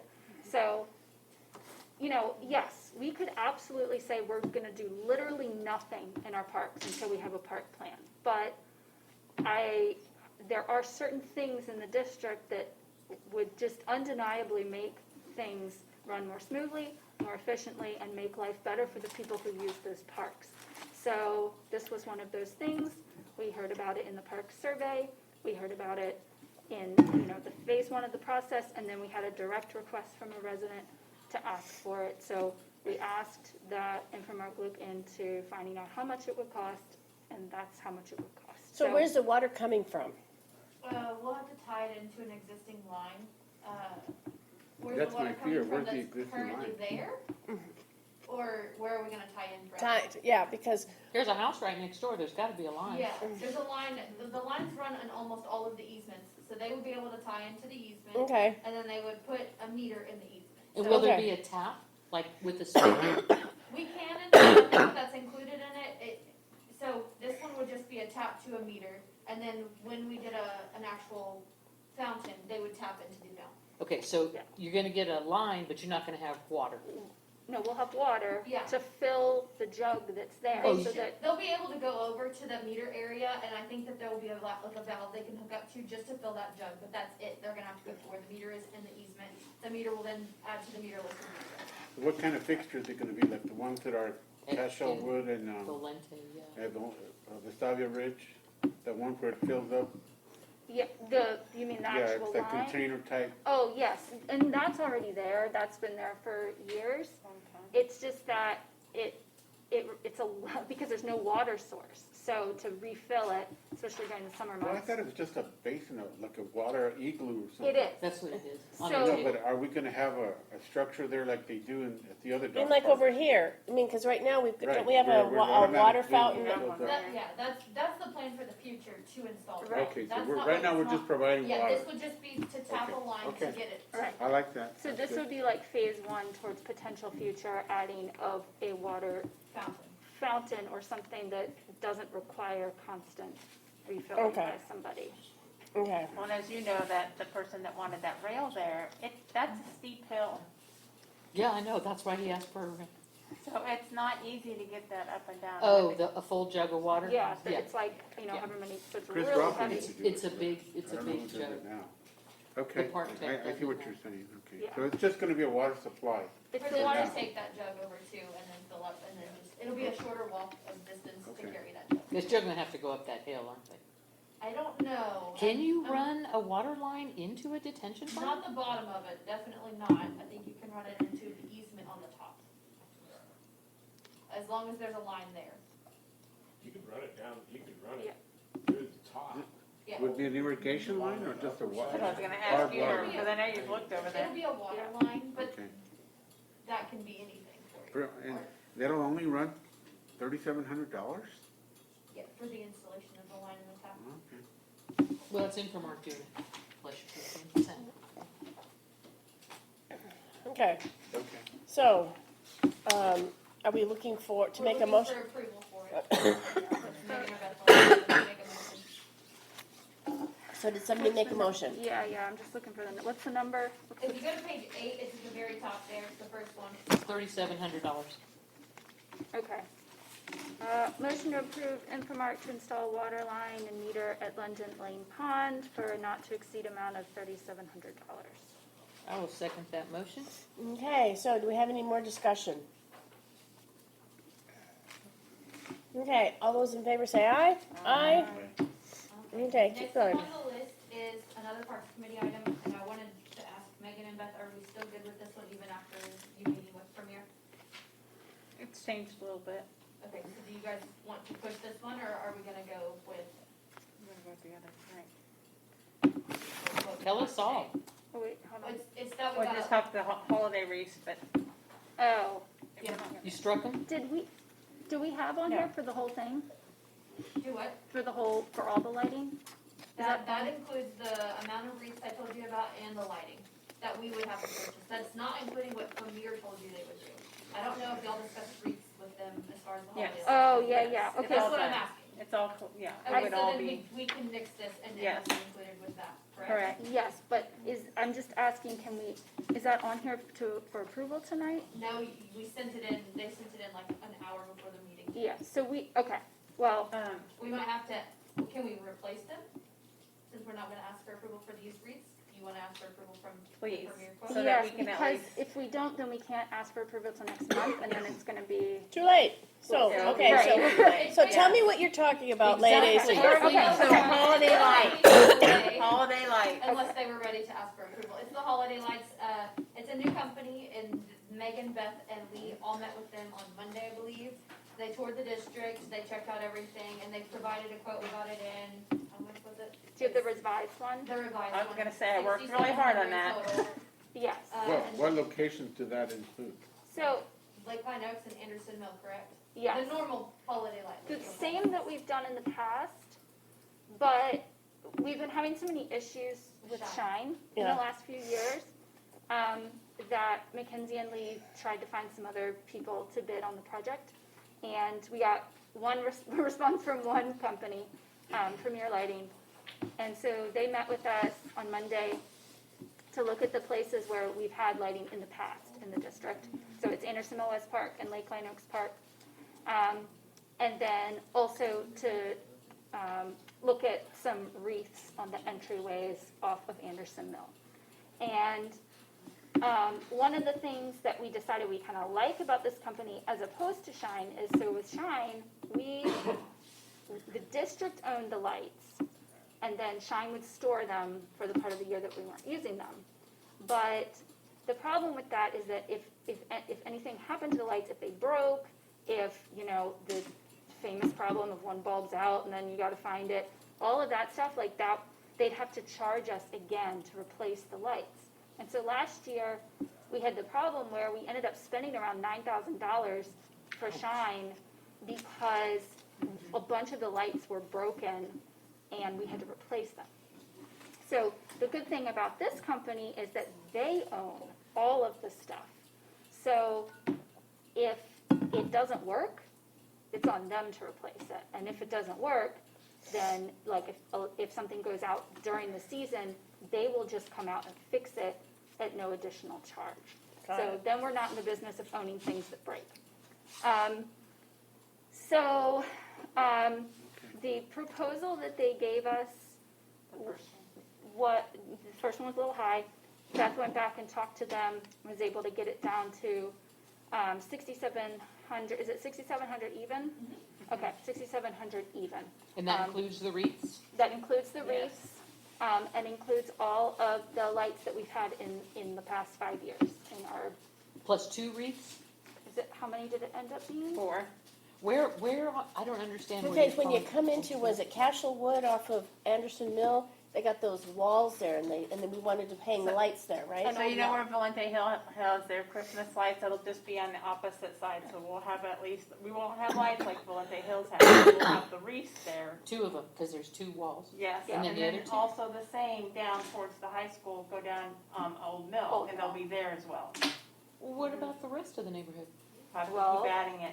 Yeah, exactly. It costs one. Well, how about put 2, okay, so you'll put 2 on the Anderson Mill, that's what I call the west side of El Salito, great. How about putting 2 on the east side of El That Salito? would be fine with me. I Yeah, have do no, that. no opposition And that to way that. it's split and everybody gets a little, All right, and I'm gonna are do- we own them? Do we own? No, they own They them. own. So the wreaths are a pain in the butt to store, so it's a good thing they own them. 'Cause And they're then so they won't big. get stolen huge. again either. And they won't 'cause get the last stolen like ones they were did stolen. last time. Yeah. If they get stolen, they're theirs. So, is there do we have lights at the entrance in El Salito? We don't have power. No, we don't have. There's any- power there. Nope. Herb checked. We don't have an outlet, right? Is that right? So we have power there, but we don't have any way to access it. So we went all the way down to Anderson Mill and 620, hoping that we could do El Salito and 620, hoping that we could do there, and they don't have power either. Because we would love lights on that entryway, or a wreath on the giant black space on that sign, but There's no power. What does it take to put electric there? I mean, it's got electric because they have those pot lights in Up there there. at El Salito and 620, I called the guy that's done a bunch of the work up there already for the district. And he could not recall, it's been so many years, the actual power supply that came over for that sign. That sign's LED, so it may or may not be 120 volt. If it's 120 volt, he said, $300, $400, a couple $100, I can put an outlet in there. Well, wouldn't that, I mean, you're gonna do it eventually. It would be great to do it also And because they there's- have the lights there, Yeah. so you know there's power near there. Well, they have those pot lights in the ground that shine up, so there's obviously, Yeah, we Yeah, put but those in. That's a lower amperage, I can tell you that. Yeah. Those lights, okay. we just can't recall what comes underneath the roadway to that center. Um, There's a transformer, I'm inclined to believe because there's a transformer to step down, that there's already 120 there. That's what we. If we had there thought, is, and it can be done for 500 or less, can we do that and make that one of the, that's the main entrance to the subdivision? it would probably be a bigger, they measured that we would want a 4-foot wreath there, whereas the other wreaths are smaller, because it's a smaller surface area. Hold on a surface minute. area. All right, I'm using my phone, just so you'll know, but do you have the old one to know what it would Yeah, I cost? got it. Yes, Yeah, that's well, what we need. yeah, so. So I talked her down almost 3,000 today, but it'll go back up if we add that, but it won't be a whole lot. I think it's like $400 more. I'm just thinking, if you're gonna make this your thing, then it needs to be spread out evenly in the district, so everybody feels like they're getting a little love here. Yeah, I agree, we were just trying to be, That was my whole thing, spend but a ton of it's money. not, So I was gonna hard. tell you no So in we the have to have a beginning, and budget now I'm for it, gonna so tell you yes. what's our budget gonna be for it? Well, they'll need another 500 on, at least maybe another You could probably pursue 7,500 Well, on. we were at 97 is what Yeah. she came with us first today, and I was like, oh my God. Well, But if we add another $800, if you just get one big one for that front entrance. that's what we want, I asked her if we had power there. But what side of the sign you want it on? Oh, Because, that's right. yeah, So what they were gonna do is they were gonna hook them up at the top and bring them down and then strap them into the ground. so that if it's windy or like a big truck drives by, they don't like fly. Remember what that one was? Was it 400? Hold on, I have it. I may even still have that. Well, figure that out and then just give us a So you wanna ballpark. do a not to exceed? Yeah, We're gonna let's do table this that. for next time? It would have to No, be they like have to do almost it now, otherwise they 8,000. won't get it in time for Christmas. But it's still cheaper than what we were paying last year. 7,500, would that do it? probably We're at need, 67, right? yeah, you're, 67, yeah, so, you're gonna need to add at least, you're gonna have to add another 1,000 for those other. If we did the one on El And Salito. you need electricity, so. And, right. so what would it be to do all those, or do we just want? Another $2,000 to get electricity and get your 2 wreaths. Do 9,000 even and make it work. You How's okay with that? Okay, here. I'm okay with it. It was 520. I for the can work two with her wreaths. again, I know I can. But you need that 9,000 has to cover electricity too. Yes, 520 plus what for electricity? 4. 400 or 500. I'd say 500. Is that for all of them? Okay, so so adding a thought, You only need one plug there, Beth. yeah, so 77. For this year. Well, we'll put, at that location, I would, I was talking about all the separate ones on Oh, Anderson Mill. don't get ahead of yourself. I'm not that generous. you know, we haven't looked at those other locations, so I don't know where. It should You come gotta in now. start somewhere. That's a great start. I Yeah. agree. Let's do 9,000. It'll Let's look do pretty 9,000. too. Let's do $9,000. Okay, all right. 9,000. We'll include I know I those, can. Because that's what they cool. actually budgeted for Christmas lights, so now they're right on Yes. schedule. Okay. Okay, so somebody make a motion with all your goodies in it. Or just do the not to exceed and the minutes will tell us what the goodies are. You wanna do that, or you want me to do it? I'll do it. Motion to approve the premier lighting to do our holiday lighting for and wreaths for a not to exceed amount of $9,000. Now, do we need to add in that also includes putting electricity? Yes. Yes, and to add electric, an outlet at the 620 and El Salito intersection. Okay. So, you want a second? I'll second that. Oh. Give it to Beth. Okay.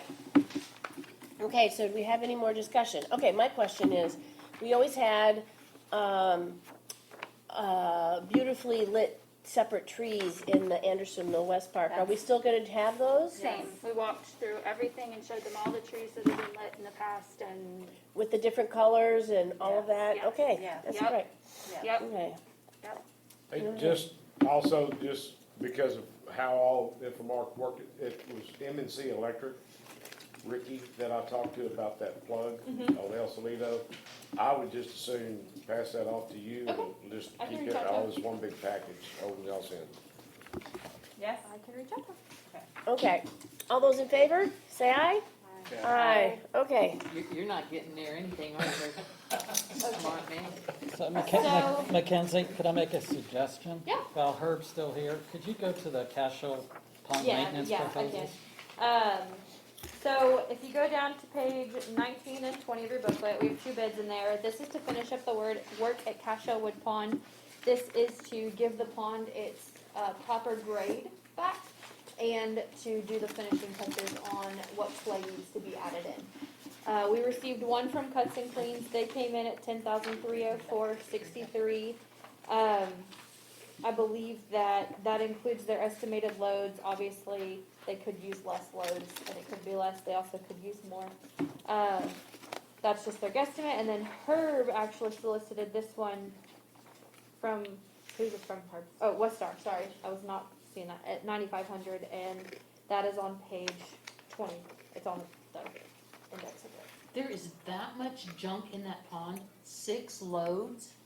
Well, what you're having to do is actually, sorry about that, because of the cattails and the vegetation that was in that existing soil, that soil needs to come out and put in clean soil, so you, otherwise, if you They'll just come remove back? it and put it back, There's- 30 days, Well, you're that's gonna have all all out this now, stuff it's all right there. bare there. So what are they gonna do? Scrape it down to. They're gonna level out, so they'll drain into the, They have to pump all that water out that's in there. They'll put a sump pump And in get with a that, sand filter. get that dried enough where they can bring in the dirt and work the dirt back to grade such that it flows in the direction that it needs to go through the gabion and around to that drain pipe. Once we do that, then the natural vegetation of grass, they'll throw some seeds out there. That's all that you're Will the required to cattails have. come back? yes. They will. They're in the air. I swear, they're in the air. You know, they will always come back. Don't birds drop Eventually, those seeds? in this They do. area, unfortunately, they're an invasive Yeah, species. They are very. Part of the contract within your landscaping contract Yeah, they have is to cut those that down. they're supposed to Yes. maintain those.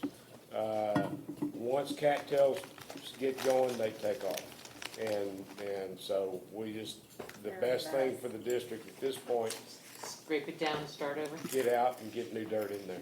Yeah, on a tangent to that, it's been 2 weeks since they mowed that area, hasn't it? They're on a, I believe, a 3-week schedule, so that sounds about right. Okay, so. So, yeah, from this point on, is that we have to make sure that they cut down with cattails. Is And this that's a- what creates all this mess. It's got to be better than where it was a few months ago. Is this pond behind the mailboxes? Yes, yes. Is that the pond? Yes, it's the Cashaw Wood Drive pond behind the mailbox. Okay. But it's actually diverted to the right. I've never walked that trail, so I walk it don't every day. really At this know. portion, you can't see from the roadway, it's around the corner I can see behind from those my house, fences, so. I'm just stated with the mosquitoes. It's necessary maintenance. Yes, ma'am, Oh, in my it's opinion. ongoing. Trust me, it Only is. in this pond. It's though, the, is there it's really the cattails last, problem? it's the last item you're down to Yes. be able to clear the notice of noncompliance. Mm-hmm. So it's gotta be done. See, we did this, what, like 3 or 4 years ago, and didn't Cuts and Clean do that too?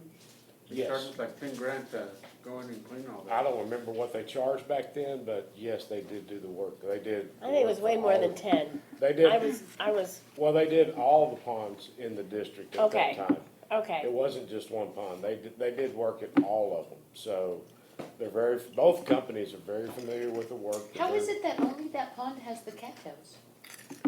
It's not the only pond Oh. that is. It's the only pond that will have the invasiveness of cattails. The other ones, they do keep cut down. Oh, One of the other ponds got overwhelmed with grapevine. I mean, it's just what's in that area and coming down. well, the Mother road. Nature wants her And land back. truth be told, they weren't cutting those down, they were neglecting that, so we had That's to- why it got Yeah, took I over. got to the point where it is. That Okay, was- so, and that was so Sunday we've was got supposed to cut. two, Yeah, that's in their contract. So we have two quotes, Cuts and Cleans, Yes, and who's Cuts other? and Cleans and West Star. Where's Okay. West Star? It's the page directly, it's on the back of Cuts. it's on page 20, yeah. I don't know. So They're a $500 we've difference. Well, we've used both of them to do this kind of work Who does before. the better work? They're both equal in their abilities to do the work. Are they proposing the same work? Yes. Just different money? Yeah, Correct. Well, the Cuts and Cleans, I think because he recognized it being a little bit more of an unknown on the amount of dirt to bring in, depending on how well he's able to work that. I think he noted that in his proposal, that it was based on an estimation of dirt. oh, Yeah, yeah. and the other So- guy says, I'll do it for this, and let's go with him, because And he I doesn't think- have a. Well, and I think the numbers, it's gonna be right, they're gonna be the same, I think, by the time you're said and done. It's not that much different. No, it's really not. Well- So either one's capable. Yeah, we've used both of them before. I don't have a preference, guys. Which one can do it faster? Well, West Star says it does not include bonds, permits, and erosion control. That's standard. That's standard? That's standard. There's no erosion controls, there's no bonds, this is maintenance. Oh, yeah, it's, both of them say that, receding by others. Yeah, right, exclusion. Which one can get on it faster? Do you think West Star can get on it faster? That, I do not know the answer I to that. couldn't answer you that either, because I I couldn't know, communicate with them. Okay. I know Cuts and Cleans is doing a big pond project down south. I'm just trying to find some way to pick one. Exactly. You can also approve a not to exceed and then allow us to ask them what could be your start date. And go with the one who can start And- first. Yeah, I mean, I believe either one of them's probably. yeah, I within agree. 2 I'm weeks, confident that both of them, because, Can do the work. yeah, because we've had Well, good we results with them. Cuts and Cleans before, Yeah. We've also used And the West other Star. one. West Star before. So whoever can get in there first and do it, Okay, so how about if the not to exceed is like 10-4? that's fine. Okay, I make a motion that Infomart, determine the quickest start date from the two proposals for the Cashel Wood Pond with a not to exceed amount of $10,400. Second. Okay. Good compromise. All those in favor? Aye. Okay. See you, Herb. Oh, bye, Herb. Good thing you didn't leave. Yeah, well, he's probably waiting. Okay, so next up we have two additional quotes that were requested by Catherine and then the Parks Committee for the contractors that are currently doing the work in your building. One is for the additional installation in the attic, and that is on page 17. That's $1,875. Yeah, That is to insulate this portion of the attic on the roof side. right. The one for 7764. And that is for the payment window installation. Yeah, so we got two different It's things we're not gonna in- talk about. it's- Wait, I can't, where's the payment? It's on the back side. Okay, so, yeah, so It's, the first one, okay, I see. yeah, Correct. yeah. Boy, this double-sided printing really gets to It you. bothers me too. Yeah. But it saves paper. Yeah, The insulation in the attic, uh-huh. is an architect doing this build out? I believe that Superior, it's just a contractor that does it. Because I've had an architect tell me that in Texas, we don't insulate the roofs because of the humidity, and it creates a mold problem. So here's my thing. So that I can't approve that unless somebody with knowledge decides that's a good thing to do, because what I don't want to happen is that it gets insulated And molded. and then mold starts growing all over. We solicited this at Catherine's request Yeah. because she comes from Because she somewhere. comes from the cold country. Yes, Yeah. exactly. Where they So, do this, but they also don't have, the venting in roofs, which Correct. we do. I wish Herb would have stayed, he would know this. No, So Herb's that's all kind right. of my thing with that. Catherine, how do you feel? How quickly do we have to decide? Oh. Well, you can always come back and do that, that attic's I was always gonna say, open. that's Yeah. something you can come back later on, so we can skip over it for now, and I can reach out to Superior and see if they can give any input on whether or not they Yeah, want when to you say necessary. insulate, they're insulating the ceiling, not No, the roof. no, No, she wants The the roof. roof, The You roof. can't If- insulate the roof. Oh my we'll God, let you an know, let me architect- show you the pictures in my house, okay? Well, you know what, for years, the Golden Garden Show had a company there that was selling people on, but it's a thin fabric material that they would put and do that. I know exactly what you're talking about. So I'm just, listen, I know a very qualified architect who tells me, not in Texas. well, But No. again, I'd leave it to Superior. it's all, it's like whether you're trying to keep the cool in or you're trying to keep the heat in, you Yeah, have but to you do insulate. that. You do that with the insulation on your ceiling. That lays on your ceiling. but the problem that we had was the pipes and everything were above that, Yeah, and then they froze. Yeah. And the pipes were insulated. Yeah. Well, you can't prepare for something that's never happened before. That's kind of what happened there. And trickling the water may have prevented them from busting. So maybe the next time we have a warning of cold, we run water. We do standard, we actually did for all of the fountains, but it's just never been a case to do to the building, so they just didn't do it in time. well, let's table this. Okay, And, we'll table that one. and get Because it an can always expert, happen. The next one can wait as well if you want to, because it's not necessary for the install, and I think we So they talked can about. dry us in and still. What is that so they don't have to come, is that what David was referring to, the drive It's up not a window? drive up, it would be, for instance.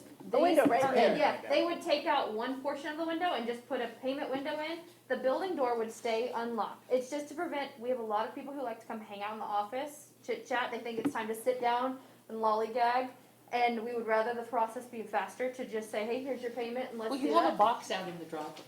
Correct, but people get upset, they think that they should still be allowed to come in the office. So the whole point of the payment window was just on behalf of the Parks Committee, they all agreed that it would be a safer option for whoever you have here in the office. And then it would only be one of the windows, and it would be the one closest to this door in the office. Yeah. You had that at the Infomark office, right? They had the payment. Yeah, we do. window. Yes. Yep. It would be the same. Or could you just put no, you can't do it on that door. I was gonna say put a slot in the door. Yeah. Yeah. But isn't the Infomark contract, if you do something like this for your business, then you pay for it? It would be, It No, would it's be for their the business, we benefit don't of collect it. whoever you have here, whether we were the contractor or someone else You know, was.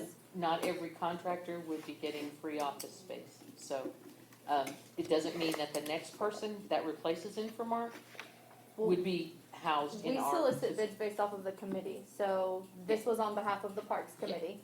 So, I'm just saying, check your contract. I think if you do a modification like this for you to conduct your business, then you have to pay for it. I'll admit, I asked for it too. Because that's if they're fine. working in here by themselves, I think it's important to Yeah, have. well, I'm not telling you that it's not a good idea, I'm just, and if they need it to do their business We and don't feel need it, comfortable. it was just a suggestion to make whoever you have. Check the contract, Beth, because they are responsible for the building changes if it supports their business. Okay, I think we had already discussed, we were gonna table this one anyways. yeah, let's table this. So I think lastly, all we have is a quote from, it's on page 16 of your packet. Finn's proposal for London Lane Pond, it's a request from the Parks Committee. It's to create a better sectioned off area because people do bring their dogs there quite a lot, and there's no way to, one, separate top to bottom. So this would create a separation from top to bottom, but it would be through a gate. And then this would also generate a holding area for anybody who does bring their dog to the pond to leash up their dog before exiting the park. So much. Does it look like what is So in bad. the dog park in Valenta Hills? Layers of fencing like that, is that what this means? Similar. Similar, but not as. It'd be similar. So what would happen is if you're picturing London Lane right now, you have a gate. It's a two-way gate. They would install where that two-way, there's a space between where the middle of those gates meet to the fencing. They would put a gate right there, and then on this side, not the ramp side, the upper side, they would install an additional gate just past the dog station. Yeah, and it's kind of a safety thing, Just because right staging. now, there's only Staging. one door. Yes. So if people are in the dog park and someone else comes and they open the gate, whatever dogs are in That the area. park can just run right up to them. And so it's Or it's out. right, or out, out. or whatever. So it's kind of a safety thing, For a lot of and makes it a lot easier and smoother for people to get in and out. Okay. And also where we have the poop station, Dispenser. dispenser, sometimes if you're in the park, someone will want to come and throw away their poop or just get a bag. But if they have their dog, there's no way for them to come in without whatever dogs are there. So the fence kind of like I mean, separates It dogs? does. it separates, yeah. The staging. It's called a staging or a holding area for almost any dog park, and they're almost, That's a in good every idea. dog park you see or you go Yeah. to, there's gonna be an area where it's a very small, where you can chain your dog up or unleash your dog ready for the park. Right, Yeah. and also if you have smaller dogs, you Correct. can have them Separate go to the bigger top, and smaller. separate the bigger, smaller. And Herb was saying he thought it had one, It doesn't. and, right, and I was like, no, it doesn't, and. But I think that one in Volente Does. Hills, I think Yeah. that one has multiple gates. It looks like, almost like A maze. It has a gate to Yeah, enter. it does, and then it has a whole lot more. Has a a lot more. staging It's a area, bigger and it has space. another gate for the water and for the Yeah. whole, and then has the gate It has a for nice the water. playground, yeah. Yeah. And they But do it have was- more it was space built that that way. way, so. This is not. This wouldn't Okay, work. well, We're limited. that's, I just needed, I didn't know that, I don't have a dog, so I don't use the park, and I don't That know would what's work. like. Well, when you've got, anytime you go into a dog park, the staging space is really important. Yeah, To leash them and unleash them. Yeah. right. Okay, Okay, somebody wanna make a motion? I'll make the motion. Okay, go ahead, I make Art. a motion to contract with Viking Fencing for $2,480 to install 2 additional gates at the London Lane Pond. Okay, I'll second. okay, any more discussion? What's our timeline? I just gotta let them know, I don't think it would be very long, they're not, I know that they're not currently on any huge projects of ours, which we use them Okay. in all of our districts. Okay, well, this is exciting, I've always felt that the London Lane space was just, like, only like 60% there in terms of how we wanted it to finally. Function. Yes, and the 2 things we're doing today is really gonna improve its functionality for And it's this. used. Now, you're Yes. gonna have to change the sign, because it says must be on leash. No, it says off-leash area. That part, London Lane has off-leash area sign on it. Mhm. I'm there every single day with my Okay. 2 dogs, so I know. I We brought my didn't son's vote dog on there that. once, We and the didn't dog vote just on sat it, there, Catherine. wouldn't run in circles, like, why do I bother? Yeah. Okay, all those in favor say aye? Aye. Aye, okay. All right, that's all I have. What's this last Oh, one? wait, I did want to address something. Why are we still at 87% on the one on Calabria? Because your repairs just started this month. Okay. So I believe all of the residential ones that were identified, which was about 10, I believe, have been done and mitigated, whether it was on our side or theirs. We sent texts out to all of them. And now they're working on the bigger ones, like the stuck meter, I think, and because it's very hard to find meters right now, extremely hard, which is why everyone's in a meter shortage, because the chip shortage is actually part of that. And then, the other ones are on schedule. So the telling month is next month, we should be above 90 next month. I wouldn't necessarily say next month, because your billing cycle starts now, Okay. so. How many meters have been replacement meters have been installed? As far I as, saw something where Infomark's they're starting they started on Monday. I couldn't give you a number yet. Their goal is 20 a day per their manager. So they're starting with high use meters first. 20 a day, that's all? We have 400 on the shelf? That's a lot. That's a lot when you think about it. Any box they have to dig out. The Yeah, 4 meter boxes require you to hook the meter up to the box, not just set a meter into the line. There's a lot that goes into that, and they don't know what they're even getting to until they get to the meter. Yeah. So Yeah, 20 is. Well, Yeah. I was talking about the repairs that they found in the leak detector. That's what I was That saying hasn't earlier. fixed us. The residential ones have been taken care of. We're now working on the larger ones. So, okay, so it's the end of October. Realistically, December, I feel like we should have a better number. I'm hoping within the next month. I don't know if we'll be able to get that 1 meter replaced. We're trying, but they're out of stock everywhere, and it is a larger meter. So it's not a residential meter. No, it's not a 5/8 meter. I think it's a 1 inch. And so, A 1 inch. refresh meter. my memory, who is it going, where is I think it? it's either an irrigation meter or Oh, okay, I want to say it is an irrigation meter. okay. So, we should hopefully have the rest of the issues as far as everything but that meter done before Okay. next month. You might see a smidge of improvement. I wouldn't say we're at full improvement though by next month. I'd say November. Or sorry, So December. theoretically, what you're saying is, if we haven't seen a sizable Different. improvement by Which we've already February, improved a little. We did go up 4% this month, but Right. that's only with the repairs made to the residential side of it. So okay, these are the ones that are coming up are bigger. Yeah, because if it doesn't drastically, at least get up to 90, then we got another Well, issue. yeah, Correct. still, Yeah. Then you Yes. spend a lot of money. Then we have a timing issue, I think, with Cedar Park or something, some kind of. So I've actually requested that they run Reconciliation. diagnostics on all 3 master meters. So they're supposed to do that within the next couple of weeks, and then when that happens, they send you a diagnostic report on it. They've never sent me one back that's been bad ever, no matter how many times I've requested it, but you can request it at any time. All right. okay. All right. And Is that it? what's this? I can't remember. That is a right? privacy everybody gets. Privacy. Oh, yes, Opt out, yes. opt in. The notice regarding privacy of customer information. So chapter 182 of the Texas Utility Code was amended this year, and we were instructed to submit this through all of our board packets. It just basically says that any account that you have is subject to confidentiality unless they opt out of confidentiality. By Okay. default, everybody's By confidential. default, Right. everybody is considered confidential, which your district is already Yeah, built we already that way. did It that. doesn't really Okay. impact you. It's just that there is now a bill behind it. Okay, no, but was this bill expanding what they considered the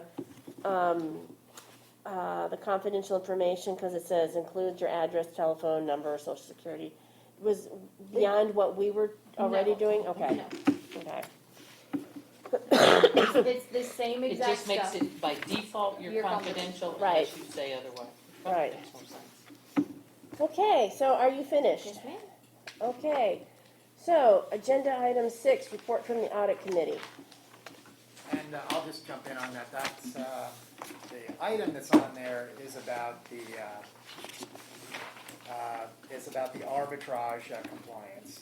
And so, your arbitrage rebate, arbitrage compliance specialists ran their calculations for the 2 bonds that you just paid off on 9/1, the Series 2005 refunding and the Series 2011 refunding. And that was, that's what's on the invoice that you forwarded to me. And is everyone clear on what the arbitrage is? Because I'll be happy to explain it. It only comes up periodically. Yeah, so. we know that you need to be a rocket science to figure that math out, but Yeah, the quick explanation is that you're not allowed to make more interest on the money that you got from the bonds than Yes. you're paying on it. Right, And so there's this, you're allowed to do it a short period, but there's a rolling period. They look at a 5-year period, but they look at periods within that. So they have, you know, this, they have their own So if we complex pay calculations. 4% for the loan. But yeah, if you took we the can't bond at pay- 4%, make you more than can't make 4%. 5%. If you do, you have to pay that And we additional did amount. once make more than Yes. allowed in pay. That's Right, Yeah. but you know, that was And a that's lot, why that these was a long people time watch, ago. right? That's why these people watch, so that doesn't Yeah, happen. and that's their job, that's why you contracted with And we them, there's just a have to requirement accept to it. make sure Yes. that this doesn't happen. And so that's what they did, and the way that it proceeds is that they send a request to me to give them the information that they need to look at, which is the raw data from the general ledger for the debt service account and the capital projects fund account. And then they do their calculations, and then, you know, they come up with It was their interesting answer. to look at. Send you a report and a bill. And so Yeah. that's what this was about. And I believe the simple answer is that there was no way that you were remotely close considering how low the interest rates that you were earning were, but. So, Bill, do you have anything on that? Yeah, so both these reports are clean, what I would call clean reports.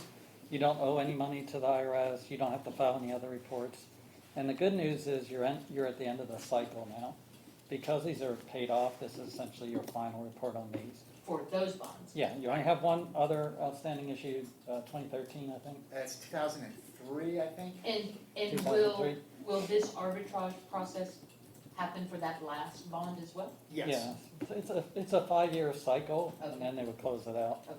So I guess that probably will be coming up soon. We'll get Mm-hmm. like an engagement proposal, you authorize the work. Will we authorize the work are for we the doing next it cycle? every year, Yeah. or are we just doing It's it every 5 years? it's a 5-year cycle, but your bonds are kind of staggered within that. So it's When the not, it's bond gonna be. matures- And they like to look at periods within, once you engage them, they'll come back and take a look, you know, they'll ask me for information and update periodically. But these were the final, they invoiced you because this was the final period here. And so I think, I don't know what the 2003 cycle is on. I think that the payoff period is right at the end of a 5-year cycle anyway, but I'm not sure about Yeah. that, But you'll have an opportunity to authorize that work before it's done. yeah. This work you already authorized, and And it's now it's done. And yes, and it's clean reports, so the only two things, action items, one would be for the board to accept these reports, motion to accept them, and the other is to authorize payment of invoice. Even though the invoice isn't in the stack tonight, Right, I'll have it, I can have it then set up for the next board meeting. can you tell me the amount? I didn't write it down. Ooh, I'm not sure that 45 or 4,700? It was, they charged separately for each one, Yeah. and I don't remember, but I think your guess of about 4,700 sounds pretty close. All right, I make a motion that we accept the reports as presented and deemed clean, along with the payment of the invoice in the amount of 4,700. Okay, I'll second that. Okay, any discussion? Well, we'll end up, if it's a What different happens if number, it's a different number? well, it's gonna get fixed Yeah, next it'll be month. part of the bills and Yeah. invoices next month, and you'll Yeah. see that. Yeah, so I'm not too concerned, we just understand that we're all agreeing that we need to pay this. I guess the question I was asking, Bill, when we were talking about, 5 years, it's like, we've got, 2 budget cycles left to pay off the one remaining bond, so my question is, does that mean 3 years after it has been paid off, that's? No, they'll do what they did here, which Okay. is to go to the 9/1 date. One of them Okay. was just about a year, Okay, and the other one was pretty much the full 5 years. I think that just timed out pretty much the same. okay, so I guess what I'm hearing you say is when you pay one off, it sort of triggers a, Right, yeah, if it hasn't been 5 years, boom, they're going to have to do the audit at that point. Okay. And just out of curiosity, because, I'm a financial transaction person, that's my background, my analytic background. What did you have to provide them in order to end up with that report? It's literally the entire general ledger, all the activity, the detail, what we call the general ledger detail report for a period. They'll tell me what period they want. and then I'll run that report for the entire period for both funds, the debt service fund and the capital projects fund. And then they'll go through that and identify everything for each one of the bonds. So, Okay. It's So, fine. yeah, I mean, you're talking about identifying all the transactions that related to earning money yeah, and at this point, that's all that's happening on these Yeah, bonds, okay. was just really the interest on the debt service fund. Okay. There's nothing in the capital projects fund, but that's part of the process. If there was anything in the capital projects fund, that would have been part of their report. There Okay. isn't for your district. These were refunding bonds, there wouldn't have been anything in there anyway. Okay. Right, so it was just the debt service fund. But, general, in the bigger world of arbitrage, the capital projects fund's part of it. So, sorry, I was giving the full explanation, not the one that's specific to your district and these two particular bonds. So, Okay. Okay, so do we have any more, we had our vote, right? Oh, no, everyone, all in favor? Say aye. Aye. Okay. So, agenda item 7, report from the Information Management Committee. So what have you got for us, ladies? I actually don't have much of anything on this. This is one of those things that I just haven't really had a chance to talk a lot about. Mackenzie or Lee, would you just summarize what the issue is and then Is this we about can the talk about it? telephones? It's about the phone. So they are migrating off of the CDMA system to GSM, which is essentially like 2G to 3G. So you're not going to get service with the phones that you have. Okay, just let me Going stop. forward. These phones were 2G? 2G. Yes. That's We're why at they, 5G now. well, that's why they're $15 a month. You know? But they do what they were meant to do. What do they do? Well, Take a phone call? they take a phone call and they text, and what it does is it allows us to have that activity not on our personal phone. And that's what that's all about. Okay, now they're going to 3G, is that what you're saying? Essentially, yes. It will rule your current phone's obsolete. Yes. So Okay. they will not work on the teller network. Do we have to turn in our old phones? No, you get to keep them. It's an upgraded service. Because like it's, your phone. because they're paperweights. Yeah. How many calls and texts do you get on your phone? Anything I have for email or text, or no text, I get all email. That's the only. So you can read your Google email on anything. On anything. Right. yeah. But we've got the phones, what is it, 2 years ago, something like that, because I didn't want to have an issue where if we were going to have an open records request on text, I didn't want to have to involve personal phones. So let's have a dedicated phone for that. So that's where we stand with that. Okay, so what are you suggesting? Because I'm going to tell you, the phones were sucky. They were minimal. That's all they did. Minimally did what they were supposed to do. Well, they're 2G, that's why. Yeah. So I guess, should we talk about, because I ended up not using mine because I don't use it either. I can't manage 2 separate phones. It's so Yeah, I much don't work. have one either. But So nobody texts me. so I'm not, or do you use yours? Mine's running, I've answered it, but it wasn't even the right number, so. Right, you know. right. So I have it mine on, doesn't. I mean, it's on, but I'm not using it. So, You right. still have the iPad, right? Yeah, we have, Or- then or the the iPad's iPad. fine. I use the iPad, but I don't use. But obviously you can't take a call on it. Exactly. I don't use the iPad either. I use my laptop. That iPad should works. change as the Google Drive comes out and Yes, it's slowly yes. working its way out there. So maybe you don't do the phones Yeah, and just that's keep the what I wondered. iPads How do you for feel about that, Catherine? Because it Or sounds if like you you want to use keep yours. it, keep it. It won't hurt if you're the only one that wants to do it. I don't think that it would. Costs Or if the you same. wanted to do yours and then one additional in case you needed a backup, somebody needed a phone.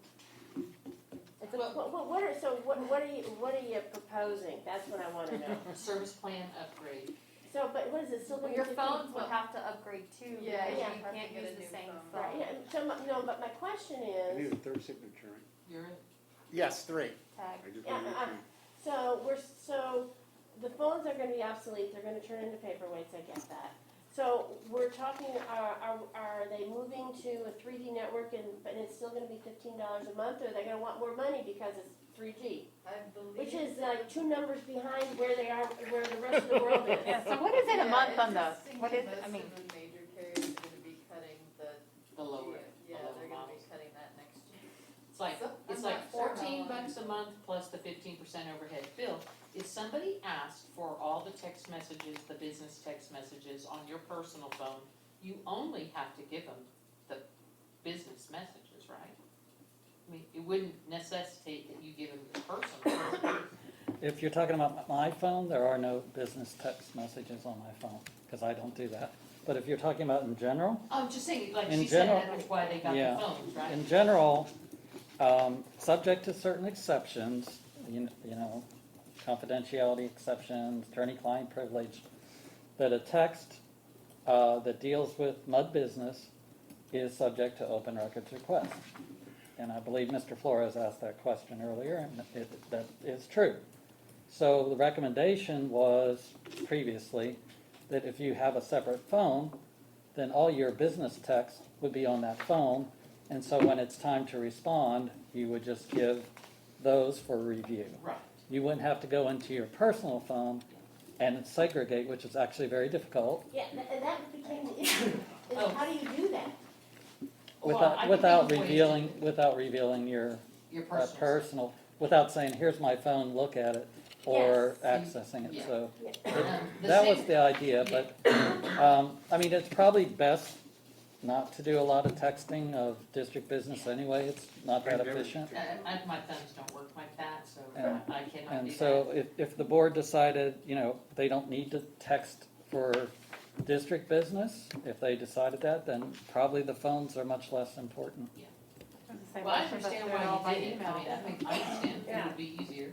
Well, and part of the problem that we ran into was, how do you even go about solving that problem? You know, if we had to respond, we didn't even understand the technology in terms of how to go about doing that. Well, Okay. you could take your text messages off and give it to them in a file, a text file. That means But- you have to figure out where they're stored on your phone. That's, I mean. Oh, no, they're stored by the number. But anyways, my point is this, there is ways, but the easier solution is don't take text. I Make an email. understand that, but, okay, Because I don't so think is that any of us what we're- do. Are we still talking about $15 a month? Yes, the billing plan is not affected. Your grandfather.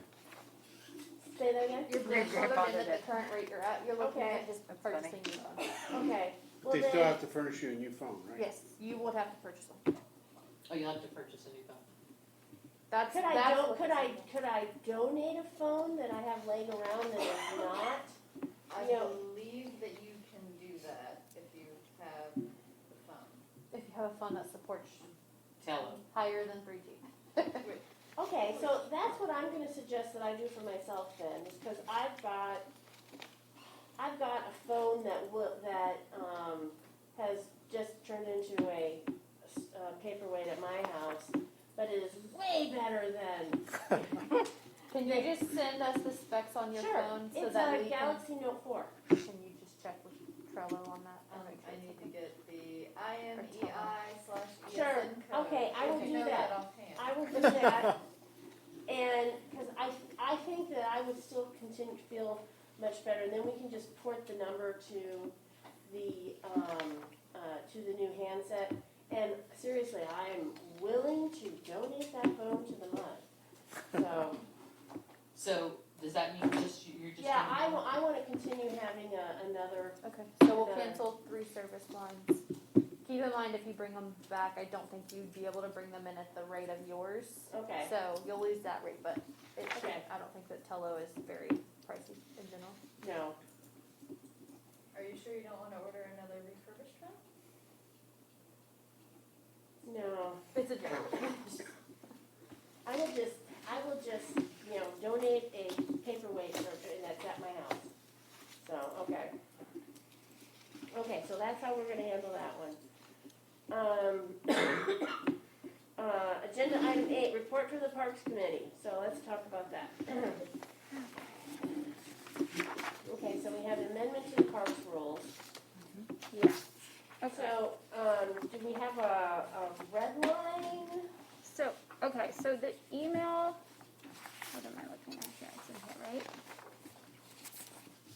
is it? What number tab is it? Eight. Eight. Oh, yeah, okay, Oh, she matched to the agenda. nice, okay. All right, so, okay, so in the email that I sent, with this attached,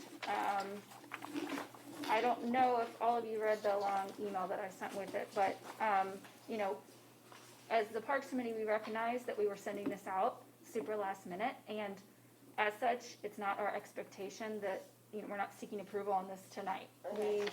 We could have just held it until next month, but we decided that it would be better to put it out there this month and take a first pass at just talking a little bit about it, because then it gives the board and everyone an opportunity, a month to look at it. So digest it, okay. Right, because it's a lot. So that was intentional, and we know that it's a lot and that you can't review it in 24 hours.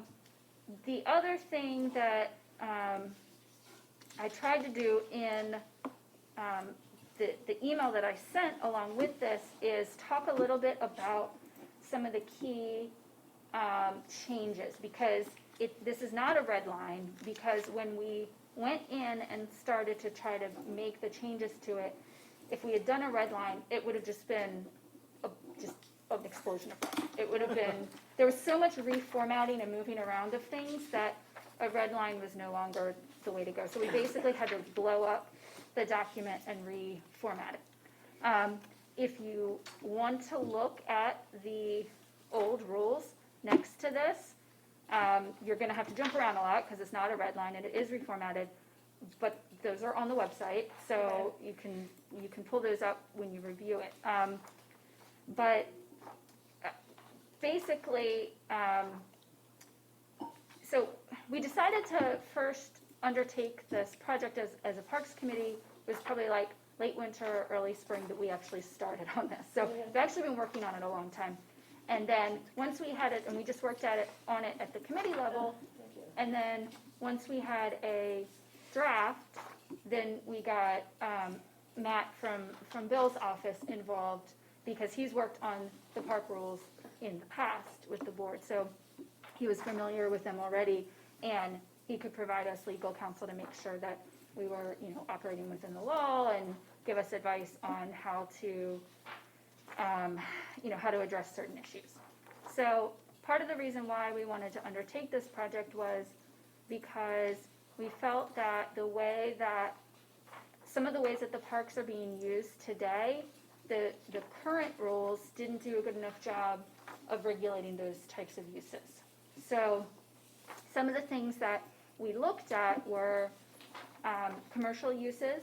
So the current park rules basically just have one little paragraph that addresses all commercial uses across the board, doesn't really define what a commercial use is, doesn't define how it's distinct from any other kind of similar use, like an event at the park, and it has sort of you just pay $250 and you can do your commercial use. And that was causing lots of problems when we would have a potential commercial user come to Infomark and ask, because there's so much variance in the types of uses that we're getting, and the, you know, space demands that they have and time demands, that it felt like the one-size-all approach didn't fit. So we did a lot of work on the rules for commercial uses, the much more nuanced rules, much more robust rules. Generally, we feel that since the district doesn't have a recreation department, we don't offer classes or anything of our own, like the limited district does, that it's a good thing to have some classes in our parks, that it brings something to the district that we wouldn't otherwise have. But we also want to make sure that those uses aren't detracting from other users' ability to enjoy the park. So we wanted to make sure that there were appropriate parameters in place to limit those uses.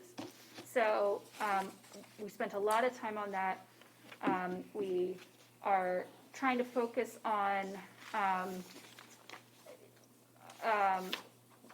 kind of favoring residents being able to use the park spaces for that purpose versus non-residents. Okay. Then the other thing that we were looking at is special events. So right now, we have this special events kind of grouped in with other commercial uses. So that was causing a problem because those things are inherently different than a class being taught in the park, especially if they're like a one-time thing. But because we had no rules that were specific to that type of use, they just got lumped under the commercial use. So then we were having to do things like we did with the proposal for the craft fair last fall, which was then just waive the fee. So, you know, when we start having to make exceptions to rules and waive things, it tells me that we just need a different, better set of rules that actually apply to the situation at hand. So we have new rules that we developed for those types of uses, and also a definition of what those are and how they're distinct from a commercial use. Another area of concern that we just kept having issues with that we felt like needed a little bit of work in our rules relates to the use of our tennis and pickleball courts. They are well loved. They are used a ton. I couldn't even park when I got here today because there were so many pickleball players on the court. Pickleball? Yeah, it was pickleball out there. Oh. I saw tennis too, tennis and pickleball. Wow. So the pickleball courts are really popular. But with all of that use, and then you combine the commercial use, so we have 2 registered instructors who teach in the district, and then you have pickleball, and you have different users and different types of users, and it causes conflicts. And so, you know, Lee spends a lot of time and patience trying to manage those conflicts. So we also wanted to kind of revisit all those rules to see what we could do to better just facilitate a more peaceful existence amongst those different users. And then lastly was just facility reservation. We wanted to kind of streamline that a little bit because the current fee structure is kind of convoluted. There's different fees for different times, like different days, different number of hours. Yeah. You know, the building's like, well, if you add this, you get this, and if you have this, then it's this rate, and it's very confusing. So and then also we have a bunch of things in the district, amenities that right now, technically if you want to use them, like you can reserve them and pay to reserve them, but it doesn't really make sense to reserve them because there's just not a demand for it. So we got a request for someone to reserve the little gazebo at Old Mill Pocket Park, and he was like, you can just use it. Nobody uses it ever. So we went through and kind of tried to go with a much more streamlined approach to reservations. We want to favor, in all this, we're trying to favor the resident over non-resident. So that applies to facility reservations, commercial users, just kind of across the board, make sure that our residents are having the opportunity to enjoy and use the facilities first. And then,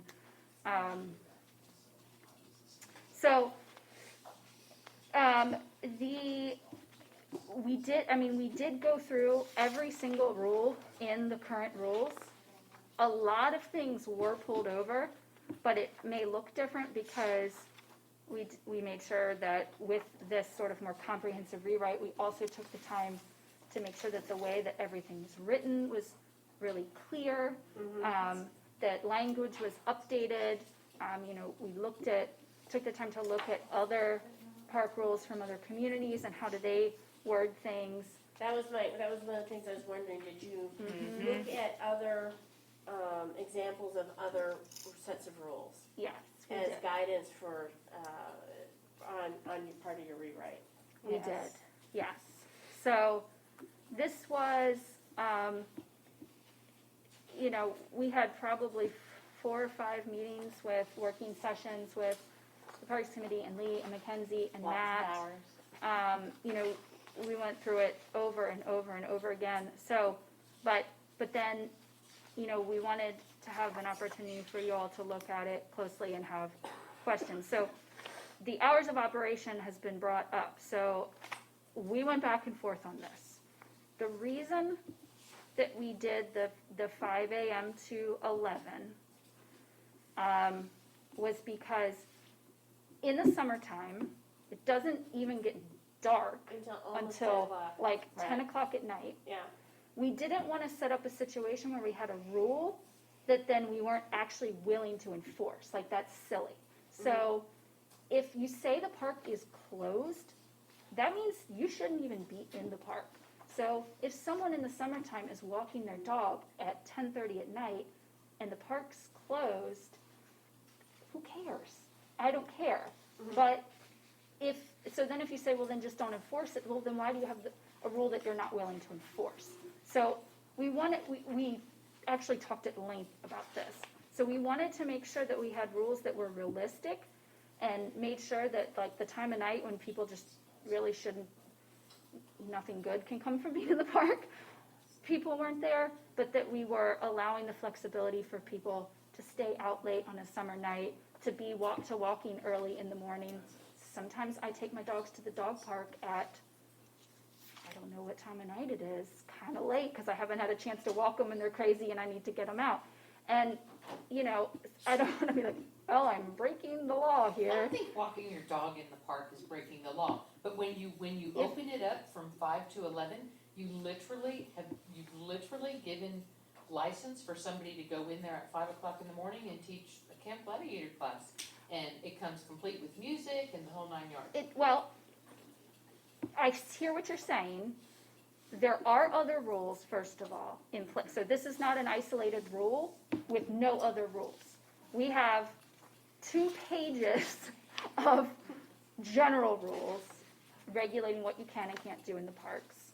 We have things in place. So if Camp Gladiator, the way the rules are written, we have the ability to make sure that commercial users in particular are not doing anything that is disrupting other users of the park, that is causing conflicts, that they're being loud. So if Camp Gladiator wanted to come at 5 a.m., we'd say, no, you can't teach a class at 5 a.m. What kind of activity are you approving at 5 a.m. in the morning? Well, people walk and run on the trail. We have lots of trails. People use those, sometimes early in the morning before they go to work. People do walk their dogs. If somebody who's an early riser wants to go sit in the park under the trees, like, that's wonderful. It's lovely. I mean, these are our parks. So I don't want to shut down people from feeling like they're welcome to be in the park. What we don't want is people disrupting other people's lives from being in the park. And that's true any time of day. So, we tried to put in additional rules for, like we had noise rules Paragraph before. 20, unreasonably loud noises, including boom boxes, DJs, band speakers, right? That's exactly what I was just going to say. Yep. And we actually tried to, because we had a noise thing before, but we tried to be really specific just to make sure that we could actually enforce it if we needed to. So we put, decibels in there. We put how you have to, if you're having noise, how it has to be oriented. I mean, we just tried to be really clear about what we mean when we say X, so unreasonably loud. Well, that might mean something different to one person. So are you proposing changes to reservation rates and Yeah. et cetera? And so, the reservation system is going to be able to handle what you're proposing to reorganize? Yes. Yeah, so Lee was at every single meeting, and, everything that we talked about was, okay, can the system do this? Can the system do this? And if we say this, well, can the system actually enforce this? And, and so she was able to tell us what it can do, what it can't do. On things that we didn't have the answer to, we checked with Touchstone on. So, yeah. Did not happen in one day. Yeah, we really tried, no, but that doesn't mean that you all won't have different opinions, but, which is why we're giving a month to sort of sit with this. But yeah, On the reservation stuff, and I admit I have not read but the first page. But I did ask Lee to pull me the numbers of the cost that we've literally or received for the reservations. And then I'm not sure if it was this month or last month, Infomark's got almost $1,000 of overtime fees to come empty trash cans after picnics and parties. Yeah. So right out of the gate, anybody who rents needs to be paying for that maintenance to clean it up afterwards. So we had a And big I long, didn't see it in here, but I mean, because I haven't read it yet. yeah. You'll see But stuff I'm in there. really firm about that one Yes. because We were that's too. ridiculous. We had We very were too. lengthy discussions about that as well. We tried to factor it into the fee, but also, the deposit. So, right, so the deposit, we increased the deposit a bit so that if things aren't left in Yeah. a manner that they can be Yes. left, It'll then- cover for then them to the- come out and clean up. right, the deposit amount will actually cover that kind of cleanup. Is it possible to offer the service of keeping the parks clean after a party to somebody in the neighborhood to come and empty the trash cans? Because basically that's all they're doing. Okay, but let's talk about that, emptying the trash cans. They do a little bit more, so when Yeah, they they have to come, clean it they up. not only empty your trash cans, they also check the entire park for most anything going on, whether that's trash in the park, if the faucets are broken, they tend to check the bathrooms to make sure they're not in a non-working order. They do more than just empty the trash Well, cans. my point is this, if somebody's doing an activity on the weekend, a Saturday or Sunday, and then somebody needs to check after that activity to make sure they didn't trash the area. Anything that's found would be addressed on Monday anyway, other than emptying the trash, if they've left, scattered cups all over the yard or what have you. That's not always the case, and we had this discussion, because your tech can be meter reading that Monday, your tech can be on a special call out that comes across. There are different things that can happen. It's not to say that the tech won't get to it on Monday, but whether or not it's first thing on Monday, and then you have a bunch of people come to the park, because Megan has run into an issue before where she actually called us and asked us to send a tech out because the entire park was trashed and no event was scheduled. Yeah. Yeah, that was my next thing is during the summer, the parks are just, Booming. yes, and so the trash. Well, the bathrooms are filthy, I mean, disgusting. The one in Anderson Mill West Park, I've never gone into this one, These but aren't, they're everything I was just in the list. that is just horrible. Is that in your park plan to replace the fixtures in those bathrooms? They're just disgusting. It can be. It should be. I've asked for that before because it's just beyond even comfortable. Are you saying you don't like toilets that don't have a separate toilet seat on them? Is that your thing? You don't like the molded? It looks like some prison ward. Yeah, type that's fixtures. exactly what they So look like. anyways, my point is this.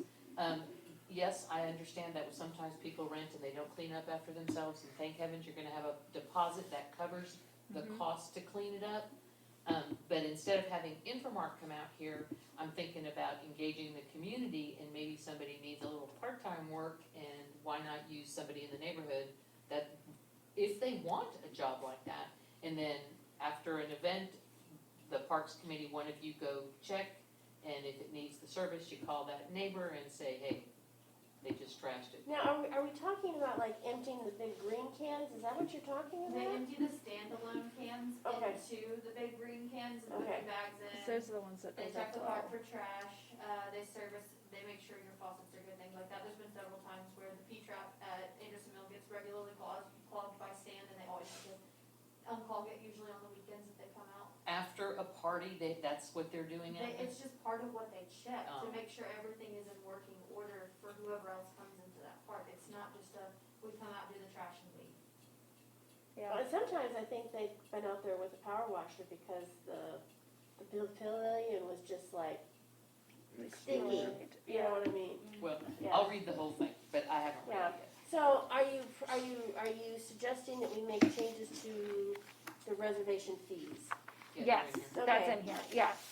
Yes, we are. And and also, are you addressing, tennis court membership fees and Yes. all that too? Okay. Yes.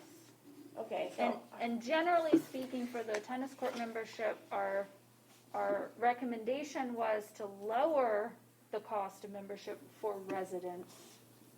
I think it's increased a little for non-residents. They did. And then also increased substantially for commercial use. okay. Because right now, They're not paying anything. we did, hardly pay, it's almost free to commercial use, to use the courts. to And teach. that's the tennis instructors? Right, Yeah. yes. You're gonna go up on them again? Yeah, so, and that would be for pickleball. We've had requests for someone to come teach pickleball, so it would be across the board.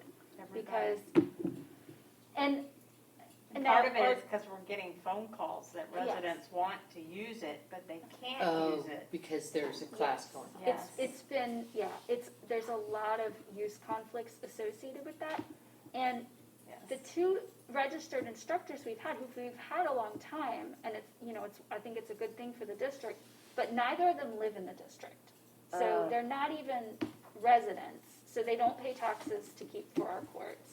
And the So- kids taking the classes are not residents either. None of them? Some of them might be, Many of I them don't know. Maybe their one, whole- but Many but- of them aren't. I don't, not, Not They're many. private tennis Yeah. lessons, you know, And and they're gonna just go where wherever the instructor wants others to go. Yeah. but when you're getting phone calls, and now that pickleball is getting so big, I mean, we're getting more and more calls. So, okay, so tell me, so somebody is going through the effort to set up the pickleball net and they're actually playing. I am so, All the time. All over.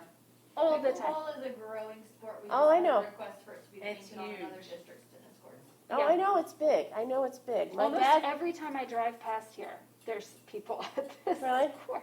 There my was tonight. 91-year-old father plays 5 times a week. What? Yeah. That's awesome. Yeah, Yeah. it's really big, but, yeah. Okay, so what do we need to do for the park? So, We have to just read them, and she's just giving us a. and it's, Yeah. and what we're gonna do then is put them on the next agenda. Yeah, so we'll Yes. put them on the agenda for November, and, I just wanted to, if anybody had any questions or issues tonight, Okay.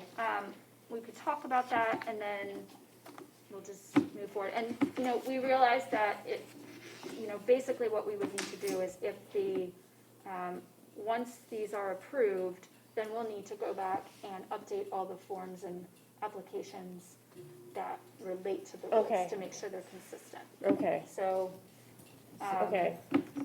So Megan, can I make a couple suggestions? yes. Now, I wasn't in all the meetings you had with Matt, so if it's contradictory. Because this is a very substantial change, not just in formatting, but fees and so forth, Yeah. it might be a good idea to post this on the website as something people can notice Yep. and have a, email address where they can send their comments Sure. so that the committee can be looking at comments from the citizens in addition to the board. We had some comments tonight. I'm sure the community might want to make other comments. Yes. And that, if you start doing that now, by the next board meeting, maybe you'll have a lot. The second is on Linda's suggestion that maybe someone from the community might want to be hired to empty trash cans and save money versus Infomark.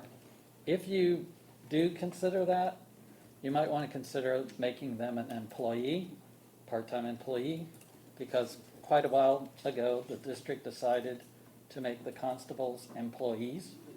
And so we have in place already the insurance. It might go up a little bit, but we have workers' comp and liability covers employees.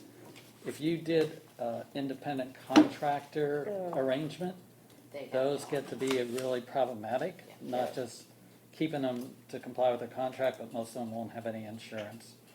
And so we have this vehicle of employees. It's unique to our district, where you could hire part-time people, and you could hire them, fire them, set their wage, whatever. But do it as employee, not an independent contractor. Thank you, I really like that idea.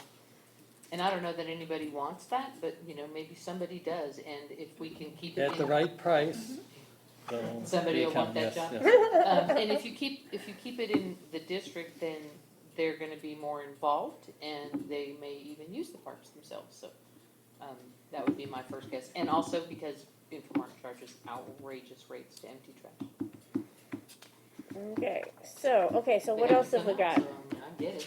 approval of We won't the- have to pay for their Okay, vehicle. so we'll just, so that's it for that. Right. tonight. Okay, so B is approval of tree maintenance proposal by Legacy Arbor. Yeah, Did we skip 9, a rate order? No, we haven't gotten there yet. Oh, geez. Yeah. Never mind. okay, hopefully this will be quick. Okay, so, we asked for the Legacy Arbor back before the freeze, back in January, we had them do a preliminary proposal for us to see what it would cost to do some comprehensive tree maintenance in the district. It's pretty much never been done that way. And so we had that proposal, and then the freeze happened, and we just didn't, we were dealing with the cleanup from the freeze. So if you recall, we used that proposal to budget this year for that tree maintenance. So we got back with Legacy Arbor and asked them to do a just revised proposal, since it's been so long because of the freeze. Go back out, give us a revised proposal. And they did that, and it's not in here, is it? Is it? It's not in here. No, we didn't have time to add it in. Okay, so we just got it this morning, the revised Where is proposal. the legacy art? So Legacy Arbor is the arborist, the certified arborist that Sunscapes uses. So whenever Sunscapes does like any substantive tree work, they contract it out to Legacy Arbor. So that was who Scott had recommended using last winter, and then we met with them and sort of shared what we wanted, and so they've gotten back to us. I have it pulled up, Megan. Do you? Okay, I do. thanks. So, they sent a revised proposal, 3 attached documents, we can send that out to the board tonight so everyone has it. And you had stated that for Anderson Mill West Park and Sunchase Park, total comes to $32,355, which is right around what we anticipated it to be, and established in the budget for this year, and then the total budget for trees and trimming for this year was a $50,000 budget, so we'd be left for around $18K left over. For other tree. For miscellaneous items. Right. So that's 2 parks, you said Sunchase and? Anderson Mill West Park. It's all of Anderson Mill West, all of Sunchase. It includes all the pruning of everything, raising of canopies. It includes an air spade service for certain trees that. A what? So it's called an air spade, and it basically decompacts the soil around trees. Oh, okay. Which then over time can kill them. Right. So they walked around the park and identified the trees that they felt could Seriously, benefit okay, from that.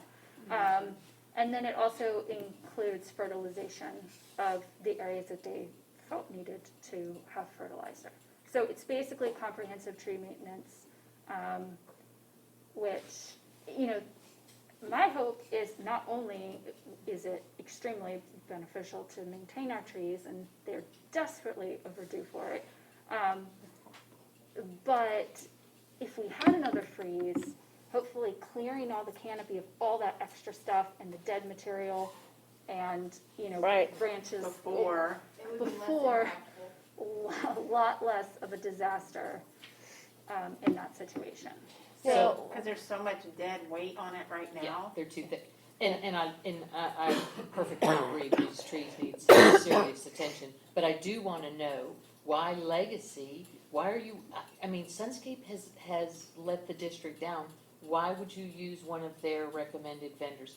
And you're talking $32,000, and you know it yearly, it's gonna get more and more. So why not do a proposal? Well, Take those contracts. Do a proposal and then see if you can get, a long-term contractor who says, okay, this year I'm gonna do those 2 parks, and next year I'm gonna come back and I'm gonna do this, and then on the 3rd year I'm gonna do this, and then we're gonna renegotiate everything. So, I guess there's a couple of answers to that. We could do a proposal, but the best time to do all this stuff to the trees is in the winter. All of the arborists right now are slammed. If we approve this tonight, they still won't be able to do the work until at least January. Their calendar is already completely booked, And We better just pray we don't have a freeze. the guy said that he was like, he was like, I'm sorry, everybody is just, it's just crazy right now, the amount of work after the freeze. Legacy for the trees in Anderson Mill West Park that all had the issues. Right. So they have been used before and they did really good work. Yeah. Well, that was my next question, because I know that before the freeze last February, we were having major league issues going on in Anderson Mill West where we were losing some significant trees. And they did lots of soil testing and stuff Did like they that. do the trimming of the trees at the front on El Salito, in front of that park on El Salito, the ones that died? No, Sunchase does tree trimming at the canopy level that they can reach, so if it was above that. No, the trees on El Salito in front of Anderson Mill West Park that died, that were removed. Who trimmed those Who took them down? It would have been Sunchase. It would They have been took that. Sunscape, Sun- sorry. Well, yeah, I don't know. It depends how big the tree was. Because a bigger tree, there was a really big tree that came down over kind of near where the little gazebo is. That was probably, Sunscape can't do that stuff. So that Large may have stuff. been It may have been legacy. Yeah. But, The reason I asked that question is because whoever trimmed those ones on the front of El Salito, the one closest to the street, yeah. after they did it, they all started dying. Well, They got diseased and they all started dying, so we don't want that contractor back. So so I guess, we could be conflating things. If it was a matter of just doing like low canopy, that could have been, I don't know, but that could have been Sunscape. Yeah, they do all the simple, Simple stuff? yes. Little If stuff? it involves climbing a tree, Yeah. taking down a tree, things that are like, A larger job. yes, then that They would would have been contract it to legacy. And I know that when, obviously I wasn't on the board when all the issues happened with the trees, but when I talked to the guy from Legacy, he said that, because I asked him about that, and, so he talked to me about that particular situation. Not only did they look at the trees, they asked somebody else, another I expert. think they had a total of 3 arborists, and one of them was a specialist, if I'm not mistaken, because they couldn't diagnose why the trees were doing Yeah. what they were doing. And they still don't really know. They said it could have been a number of things that all equated to one, but whatever it was, it happened and started a long time ago. Yes. So Yeah. they Yeah, said that's- yes. unequivocally that it was not oak wilt. Yeah. But that, especially with the trees in some of those locations, they're right by the road. It's really not like the happiest place on earth for a tree to live. The soil is so compacted and damage over time, sometimes you'll never know. Yeah. Like, something can be done to damage a tree and it'll take years for it to actually manifest in a dead tree. So, I guess, from my perspective, the trees are an absolute priority, their health. Think about either of those parks without trees. Yeah. It would not be the same place at all. And the amount of value that they add to our property values, having those trees, the other values that they give the district, and that they've just basically never been really comprehensively maintained. The trees. A lot of people say that. Yeah. So, and then in terms of needing to do other more comprehensive work down the road, when I first met with them back in January, and they had an opportunity to talk to Scott about just everything in the district, I told them that we want to take care of our trees district-wide, but really, there's no other park that has the mass numbers of trees that those two parks have. So there are absolutely wonderful, beautiful trees around the district that need to be maintained and cared for, but it's not going to be the sort of tens of thousands of dollars of work that needs to be done at these two parks. So, and the idea is that if we can get a bunch of them done at once, then they're all kind of on the same timeline for ongoing appropriate maintenance, so that we don't get to necessarily a situation, again, where we need to spend $32,000 to take care of them all. It's kind of like, Just, you know, did you add all three proposals together? I added, yes, I think your number's slightly off. Was I it added them together. Yeah, it's 39,340. Oh, God, sorry. It's okay. I was glad like, you where did did she that. get her number? See, you're getting so close to a bidding number. You're getting really Yeah, close. well, if we. I understand the timeline and the crunch, but Yeah. Okay, so what were the three bids that you're talking about? They submitted 3 bids today. That's why they're not in your packet. We got them from Legacy. Yeah. They all detail what the work would be. I will send these out to the board at the end of the meeting, so everybody Okay. does have them since they are being discussed. And they total up in 3 different amounts. They have 8,605 is one. and are they a proposal by park or by Yes. what they're doing? I believe they are by park. So one is Anderson Mill West Park, this one is Sunchase Park, and this is the Anderson Mill West Park as well. For fertilizer, For the fertilizer, fertilizing yeah. So there's service, one right. of, they're differentiated between the jobs that are being taken care of. And we found out, I talked to him in early October, but then we found out we weren't having the meeting next week. And so, there was kind of this rush, like, if you don't get it to us by this meeting, we can't, there's no chance of us approving it. And then if we don't approve it now, They're not gonna hold a slot for you. we're not, right, so they won't, We're gonna lose our place in line. right. And the bigness is, once you go out there and really look, I think it's eye-opening for all of us to go out there and look. Because once you walk through it, you realize what we will lose if we have another freeze. Because there's so much weight on those trees. Oh, I don't think anyone denies that they absolutely need attention all over the district. I mean, all the trees. But I think what makes our parks, I agree with what people say on the survey, So the a lot of critical it is element trees. is time. Yes. It is. Yeah. So you can't do 39,000 now and then come back in 6 months and do another 20,000 because now you're gonna go over the threshold. Okay, you can't chain purchase like that. That's not, There's only a budgeted amount of 50 anyhow. And, Right. and 50 is a bid. No, I understand, but that's why they were saying it would be under budget. So Right. we And would the- have to just tell Legacy this would be your number. We can't go over it. Yeah, this would be the number, because, right, and the 50 wasn't supposed to be just for this, the 50 was supposed to cover also other miscellaneous tree trimming Right, and stuff that comes up throughout the year, so. So the total number for all three is what? The total number is 39,340. That would be the end, that would be it for the year. For the year, yeah. So So- Linda, could I interrupt one? Sure. Linda, when you say that it would trigger a bid, what are you talking about on this project? Well, I'm thinking if it goes over 50,000, then they have to competitively bid that service, don't they? No. It's maintenance. First of all, under the water code provisions, the thresholds are 25,000 and 75,000. Oh, okay. Okay, so there is no 50 anymore, that's an old law. But this is not the type of project, this is maintenance, this is a service, they're not creating new facilities, and they're not repairing facilities, they're maintaining trees. If we were putting in like a new park and we were putting in 100 trees and so forth, then that would trigger competitive bidding. But this doesn't even come under that umbrella. Because it's maintenance. Right. Okay. Okay. Okay. Well, make a motion. All right, I'm sorry, Mackenzie, you need to correct? 39,340. Okay.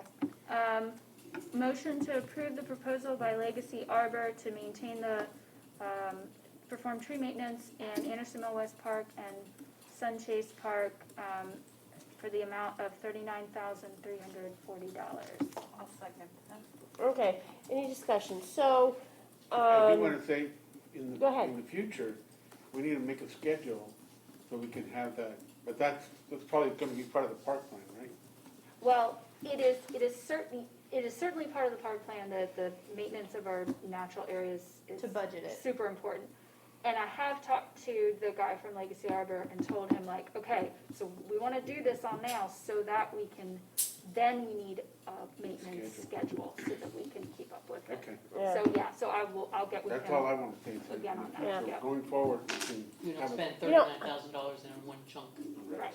well, I have a recollection at the case conference,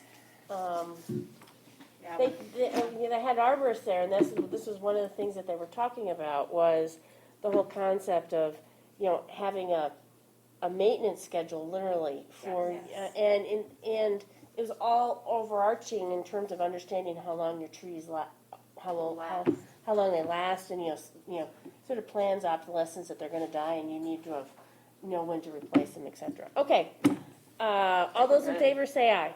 Aye, okay. Okay, do you have a quick update on the park planning process? Yes, I'll try to be quick. We're in phase 2 of the park planning process, which involves, it's called idea exploration. So basically, we take all of the information that we got from phase 1, all of the input about kind of like key directions where we're going, and then we use that to try and kind of expand upon those ideas and explore, okay, so what does that actually mean, and what could we actually do to achieve those goals? And then part of, so that's what the advisory committee is sort of working on right now. And then part of phase 2 does involve another survey. So, but we need to get to the point where we have some really good questions to put to people. So that's kind of what we're working on right now. So the second survey is directed, is gonna be much more targeted and directed based on the review of, okay. Yes, more specific projects, so less general and more, okay, this is what we heard, these are kind of like what that would look like in terms of projects and costs. Like, we don't have endless sums of money, so what are the community's priorities, given the budget that we have and, the cost of these projects that would fulfill the goals that you said you wanted in phase 1. And will those costs include ongoing maintenance costs? Absolutely. Just had a call with Virginity today and talked about that exact thing. Yes, because, in fact, that's one of the things that, as the infrastructure committee was going through the process of beautifying ponds, then the thing that triggered was, okay, what's the maintenance going to be, and then that had to be part of the budgeting process, et cetera, et cetera. That's right. Yeah. Okay, so is that what okay, so D is additional park planning workshops to be led by the advisory committee. Do you have a timeline for that? Well, so that would be this fall, and early winter would be kind of the timeline for when we'd want to do that. And that, basically what we just want is an opportunity to go back to the community, specifically for some of our smaller parks, to talk to the residents who live right around those spaces and get a better sense for what they would like to see there. So it's kind of that, it's something that we realized we wanted to have. It's not in Virginity's scope, so it's something that the advisory committee would have to lead and do to get that additional feedback to inform the more specific projects that we're kind of trying to identify. Okay. Okay, anything else you want to share? So that's it, but we would need board approval to do that because it's not in the initial, these workshops would not be they're not in the Virginity contract. So they would be something that the advisory committee would be leading. And that's the workshops to talk to the people who live close to parks to see what they want in the parks? That's what you're asking for?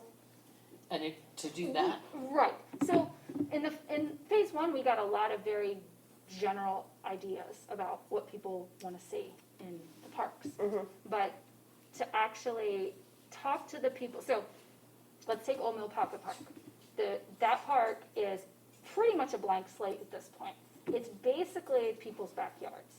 So the people who live there and have the most sense of ownership of that space, a park like that is a perfect space for the residents who live there to kind of take ownership of that space, especially since it's basically their backyard. So we want to have another opportunity to go out there and say, okay, so look at this space. Like, here's what we heard in phase 1. How would these things actually fit in this space, and what would actually work from your perspective? So, like we heard, for example, people want community gardens, and that one potential location for those is Old Mill Pocket Park. So, okay, residents, you live right here. How would you feel about having community gardens here. So it's just another opportunity. I mean, we could just do it alone as a advisory committee, but my preference is to talk to people. So but I'm not going to do that without board approval. So. Okay. Okay, so Bill, what do we need to do in order for our advisory committee to, take on this role in the park planning process? Is there any costs involved? We're not asking Okay, for so any money. is it actually an amendment to your charter? I don't have the charter in front of me. I don't think it constitutes an amendment to a charter. We're doing more of what the charter already says is the role of the So advisory. why would you need board permission then? Because we're not supposed to, per the communication policy, we're not supposed to host. Under the communication Meetings policy, so it would be out- with board without approval? board approval. Okay, so, yeah, it would be motion to authorize them to perform this function, because if you didn't, then it would be a violation of the communication policy? Is that what you're saying? Right. The same reason we don't want any one director, any two directors just going out and hosting community Okay, meetings so without. the motion would be to authorize you to perform this function on behalf of the district? Yes, that's right. Yes, because it would be official in our capacity as directors. Okay, so I move that the district authorizes the park planning, Park Plan Advisory Community to hold community outreach meetings, is that what we're gonna call them? Sure. In relation to phase 2 of the park planning process? Is that a good way of putting it? Sounds good to me. Okay, how's that sound? Can I get a second?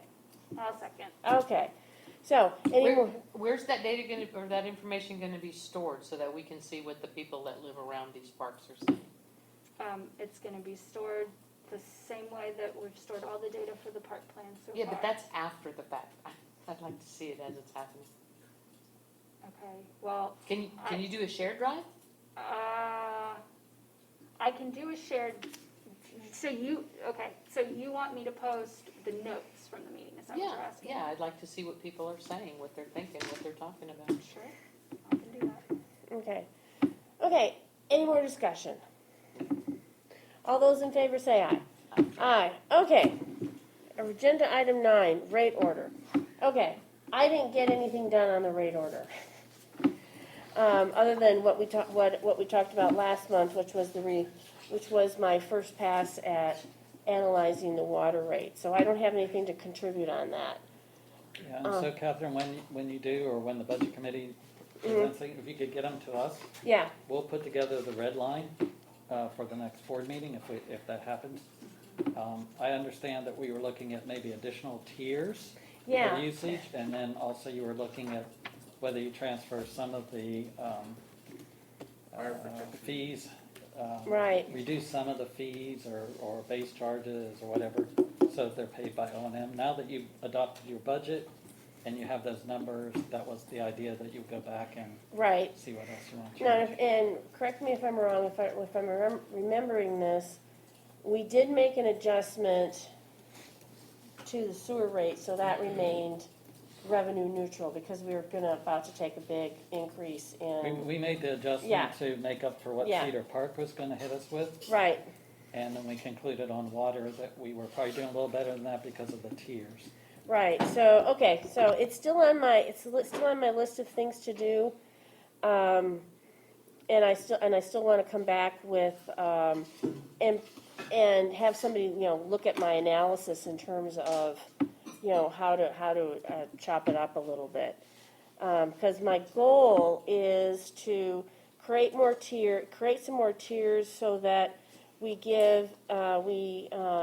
reduce the rates for the super low water users by finding where that sweet spot is, where 60% or 70% of the people all are falling in the middle of the bell curve, and their rates stay the same. And then we increase the people way off who are high water users to subsidize the extremely low water users. That's my vision. I don't know how long it's going to take me to figure that out to get there, though. But that's where I want to end up. Okay. Agenda 10, report from the district attorney regarding the status of current projects. passed out a list similar. Mm-hmm. Please treat this as confidential. I haven't redacted anything. Well, Again, it looks shorter, that's good. yeah, it is. I think it's a little shorter. It is a little shorter. Our intent is to get as many of these done as we can before with transition to another program. So again, I've listed them, not necessarily in importance, in order of importance, but kind of the priorities that I see. So the minutes are still the top priority, getting done on all the minutes. And I won't go through this whole list, but if there's anything on here that you would like to talk about today in general, we certainly can do that. If there's something that you think that I'm working on or should be working on, it's not on the list. I think I said this last time, send me an email because I might have missed something. But these are the things that I'm aware of that we have a responsibility to work on at the appropriate time. There are some things on here that you'll notice that are either ongoing or, as needed, or perhaps they look like they're probably in abeyance now, but they're still on the list. I did have one question on the update for record retention policy. What are we doing there, other than? I mean, Yeah, I so read Infomark the reason it's so, you see it's pretty close to the bottom. That's Yeah. because it is But something that everyone needs to be done, and it's not that it's unimportant, but it's been a long time since you have looked at your record retention. And Linda's the board secretary. She's primarily responsible for that type of function. So early on, we and I think probably at the beginning of the Zoom meetings, we talked about the need to look at our record retention, how we're operating it, make sure that we're in compliance with our policy. Now, our office has never destroyed any of your records. So we have records going back to '85 that we got from the prior law firm. We have, I don't know, we probably have over 100 boxes of records. So I think the suggestion was, going forward, that we come up with a way to retain records that's effective, maybe electronically, and going backwards that we may or may not destroy old records or so forth. But that takes a lot of work, so that's why it's on there. Okay.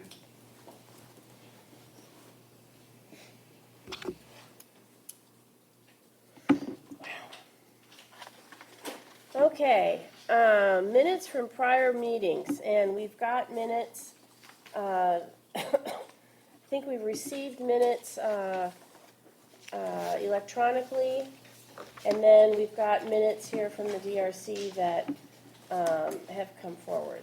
Yeah, so when you got your first packet, it included the July 21 regular meeting and several of the DRC minutes, including the January and February. This afternoon, you'll have a separate cover sheet on the January, February DRC minutes, because I received those about 3:30 today, and they're slightly different. Some of it's formatting, some of it is a little bit of substance than the two that were in your packet, so please substitute the new ones for the January and February DRC. Otherwise, these are the ones that are available for review and approval if you're ready to approve any of these. Okay, did I just hear somebody whisper, I'm not ready? Art, and, I didn't have a chance to look at Yeah, I them didn't have either. a chance to read it. Except for the ones that I'd already reviewed and you made the corrections, that one's good. If they Well, I want to say I looked at those, was that for July? Is that- September 13th? September, yes, okay. So, well, we can, That okay. one I feel comfortable with, but the others I just haven't. Do you want to make a motion on the September 13th? Is everybody, I make the motion that we approve the September 13th, I'll go ahead, 2021 minutes. yeah, I'll second that one. Do you have any discussion? You second that, right? I second that, yeah. I looked at those real close. Yeah, I read them too. Want to vote on that one? Okay, all those in favor say aye? Aye. Okay, so now where we stand then is we're gonna have to let's make sure we all read the DRC minutes and so that we can get those, at the next meeting. Okay. And do we have all the outstanding minutes now? Yes, Okay. yes, that's where we're standing, is Okay. all the outstanding minutes are good. We have them. Yes.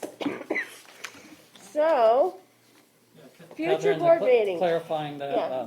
Catherine, we now have drafts of all the DRC minutes Yes, up to date. yes. So we're still a little bit behind on the regular. Yeah, meeting. and that's what we were really pushing to get caught up on. So, Wait, so Lee, just 1 second, please. Would it be possible for you to make a list from the website of all the missing minutes based on all the meetings that we've had? I think so. Okay, because that way we could be absolutely sure what we're looking for, if you wouldn't mind, please. And I won't have to do that. So, agenda item 12 is future board meetings, so we know that the next board meeting is a DRC meeting, and we know that on the board meeting, the Wednesday meeting after that, we want to have the park rules on that meeting, on that agenda. What else do we need to have? Does anybody know off the top of their head that we Yeah, want to make sure? I'd like to know about the annexation of Anderson Mill Road. Okay, we can talk about that. It's sort of You a. can't now because it's not on the agenda. No, I mean at the next meeting. That's what I mean. Put it on the agenda. And the quarterly investment report, if you don't have that for that next meeting, that next Wednesday meeting. Okay. I'll have that out to you guys after the subcommittee, probably this week. But Okay. we'll want to make sure it's on the agenda. So Catherine, we actually can address this as a general council project real briefly. Okay. Linda, I'm sorry? on the annexation you mentioned? Yeah, of the road? Yeah, it's not on our current list anymore, on this list of general council projects, because the city has told us to just put it totally on hold for now. They're not ready to discuss it. Okay. So Was it on your list last Yeah, month? I yeah, didn't it even was. catch it. Yeah, it was. It's Are we no, gonna put that in this next meeting then? they've asked us to not even Don't even do bother. anything, so So that's out. there's nothing to talk about, really. Yeah. Is there any opportunity for, I know when the board first got the iPads, the thought was to try to reduce, Yes. since Yes. we're talking about trees, I love that whoever did this did a beautiful job organizing it for me, so thank you so much. I'm super appreciative, and it's really useful to have it printed. I just am also, Under the information management committee, Okay. we'll set out a place for your office to put the packet on the Google Drive, and then we can send out the link to that prior to the meeting. We have enough folders set up at this point, I'm okay with that. okay, yeah. So we can all start bringing our iPads then, is what Yes, you're saying. And look at the As stuff long as on the there. board is okay with y'all not having a stack of paper from Bill's office and our office and everyone putting something in. Yeah. We'll centralize a location for board documents per board meeting, and then we'll send out a link for you guys to have access to that prior to the meeting, for the board. So, with the understanding that we download it onto the pad, or are we going to get it from the from the? Go It right would to be the server. Google Drive on the iPad. No, I mean we're going to we're going to have to connect to the internet in the building. That's Yeah, what I'm saying. Yeah. Okay. The internet works, so there's no issues. Yeah. Okay. Yeah, I looked at my drive from here, so. So if the information management committee could keep me posted on that? Absolutely. When we started meeting in person, as you recall, it was pretty hectic and keeping up with stuff. Yes. So we brought the paper to make sure we could get through the meetings. Yes. But we're fine with not bringing paper Yeah. if you don't want it. Yeah, absolutely. Just let us know. Yeah. Thank you for But you doing have to that. have at least a couple of copies for guests. I mean, the agenda? No, we'll always bring copies of the agenda. Yeah. The full packet, I did have copies for the Yeah. audience, and I think most of them appreciated that. Yes, I We think- could continue that. But the We board don't members need that don't want it, if a board member wants it, let us know in advance. We do need kind of a running start on something like that. We can't pull it together in an hour or something like that. We need some notice. We'll get a meeting scheduled, and I'll sit down and take a folder. Okay, thanks. Okay. Well, I think that's it. So I need somebody to adjourn the meeting. Art, that's you. I move so. Okay, I'll second that. All of them say aye. Aye. Okay.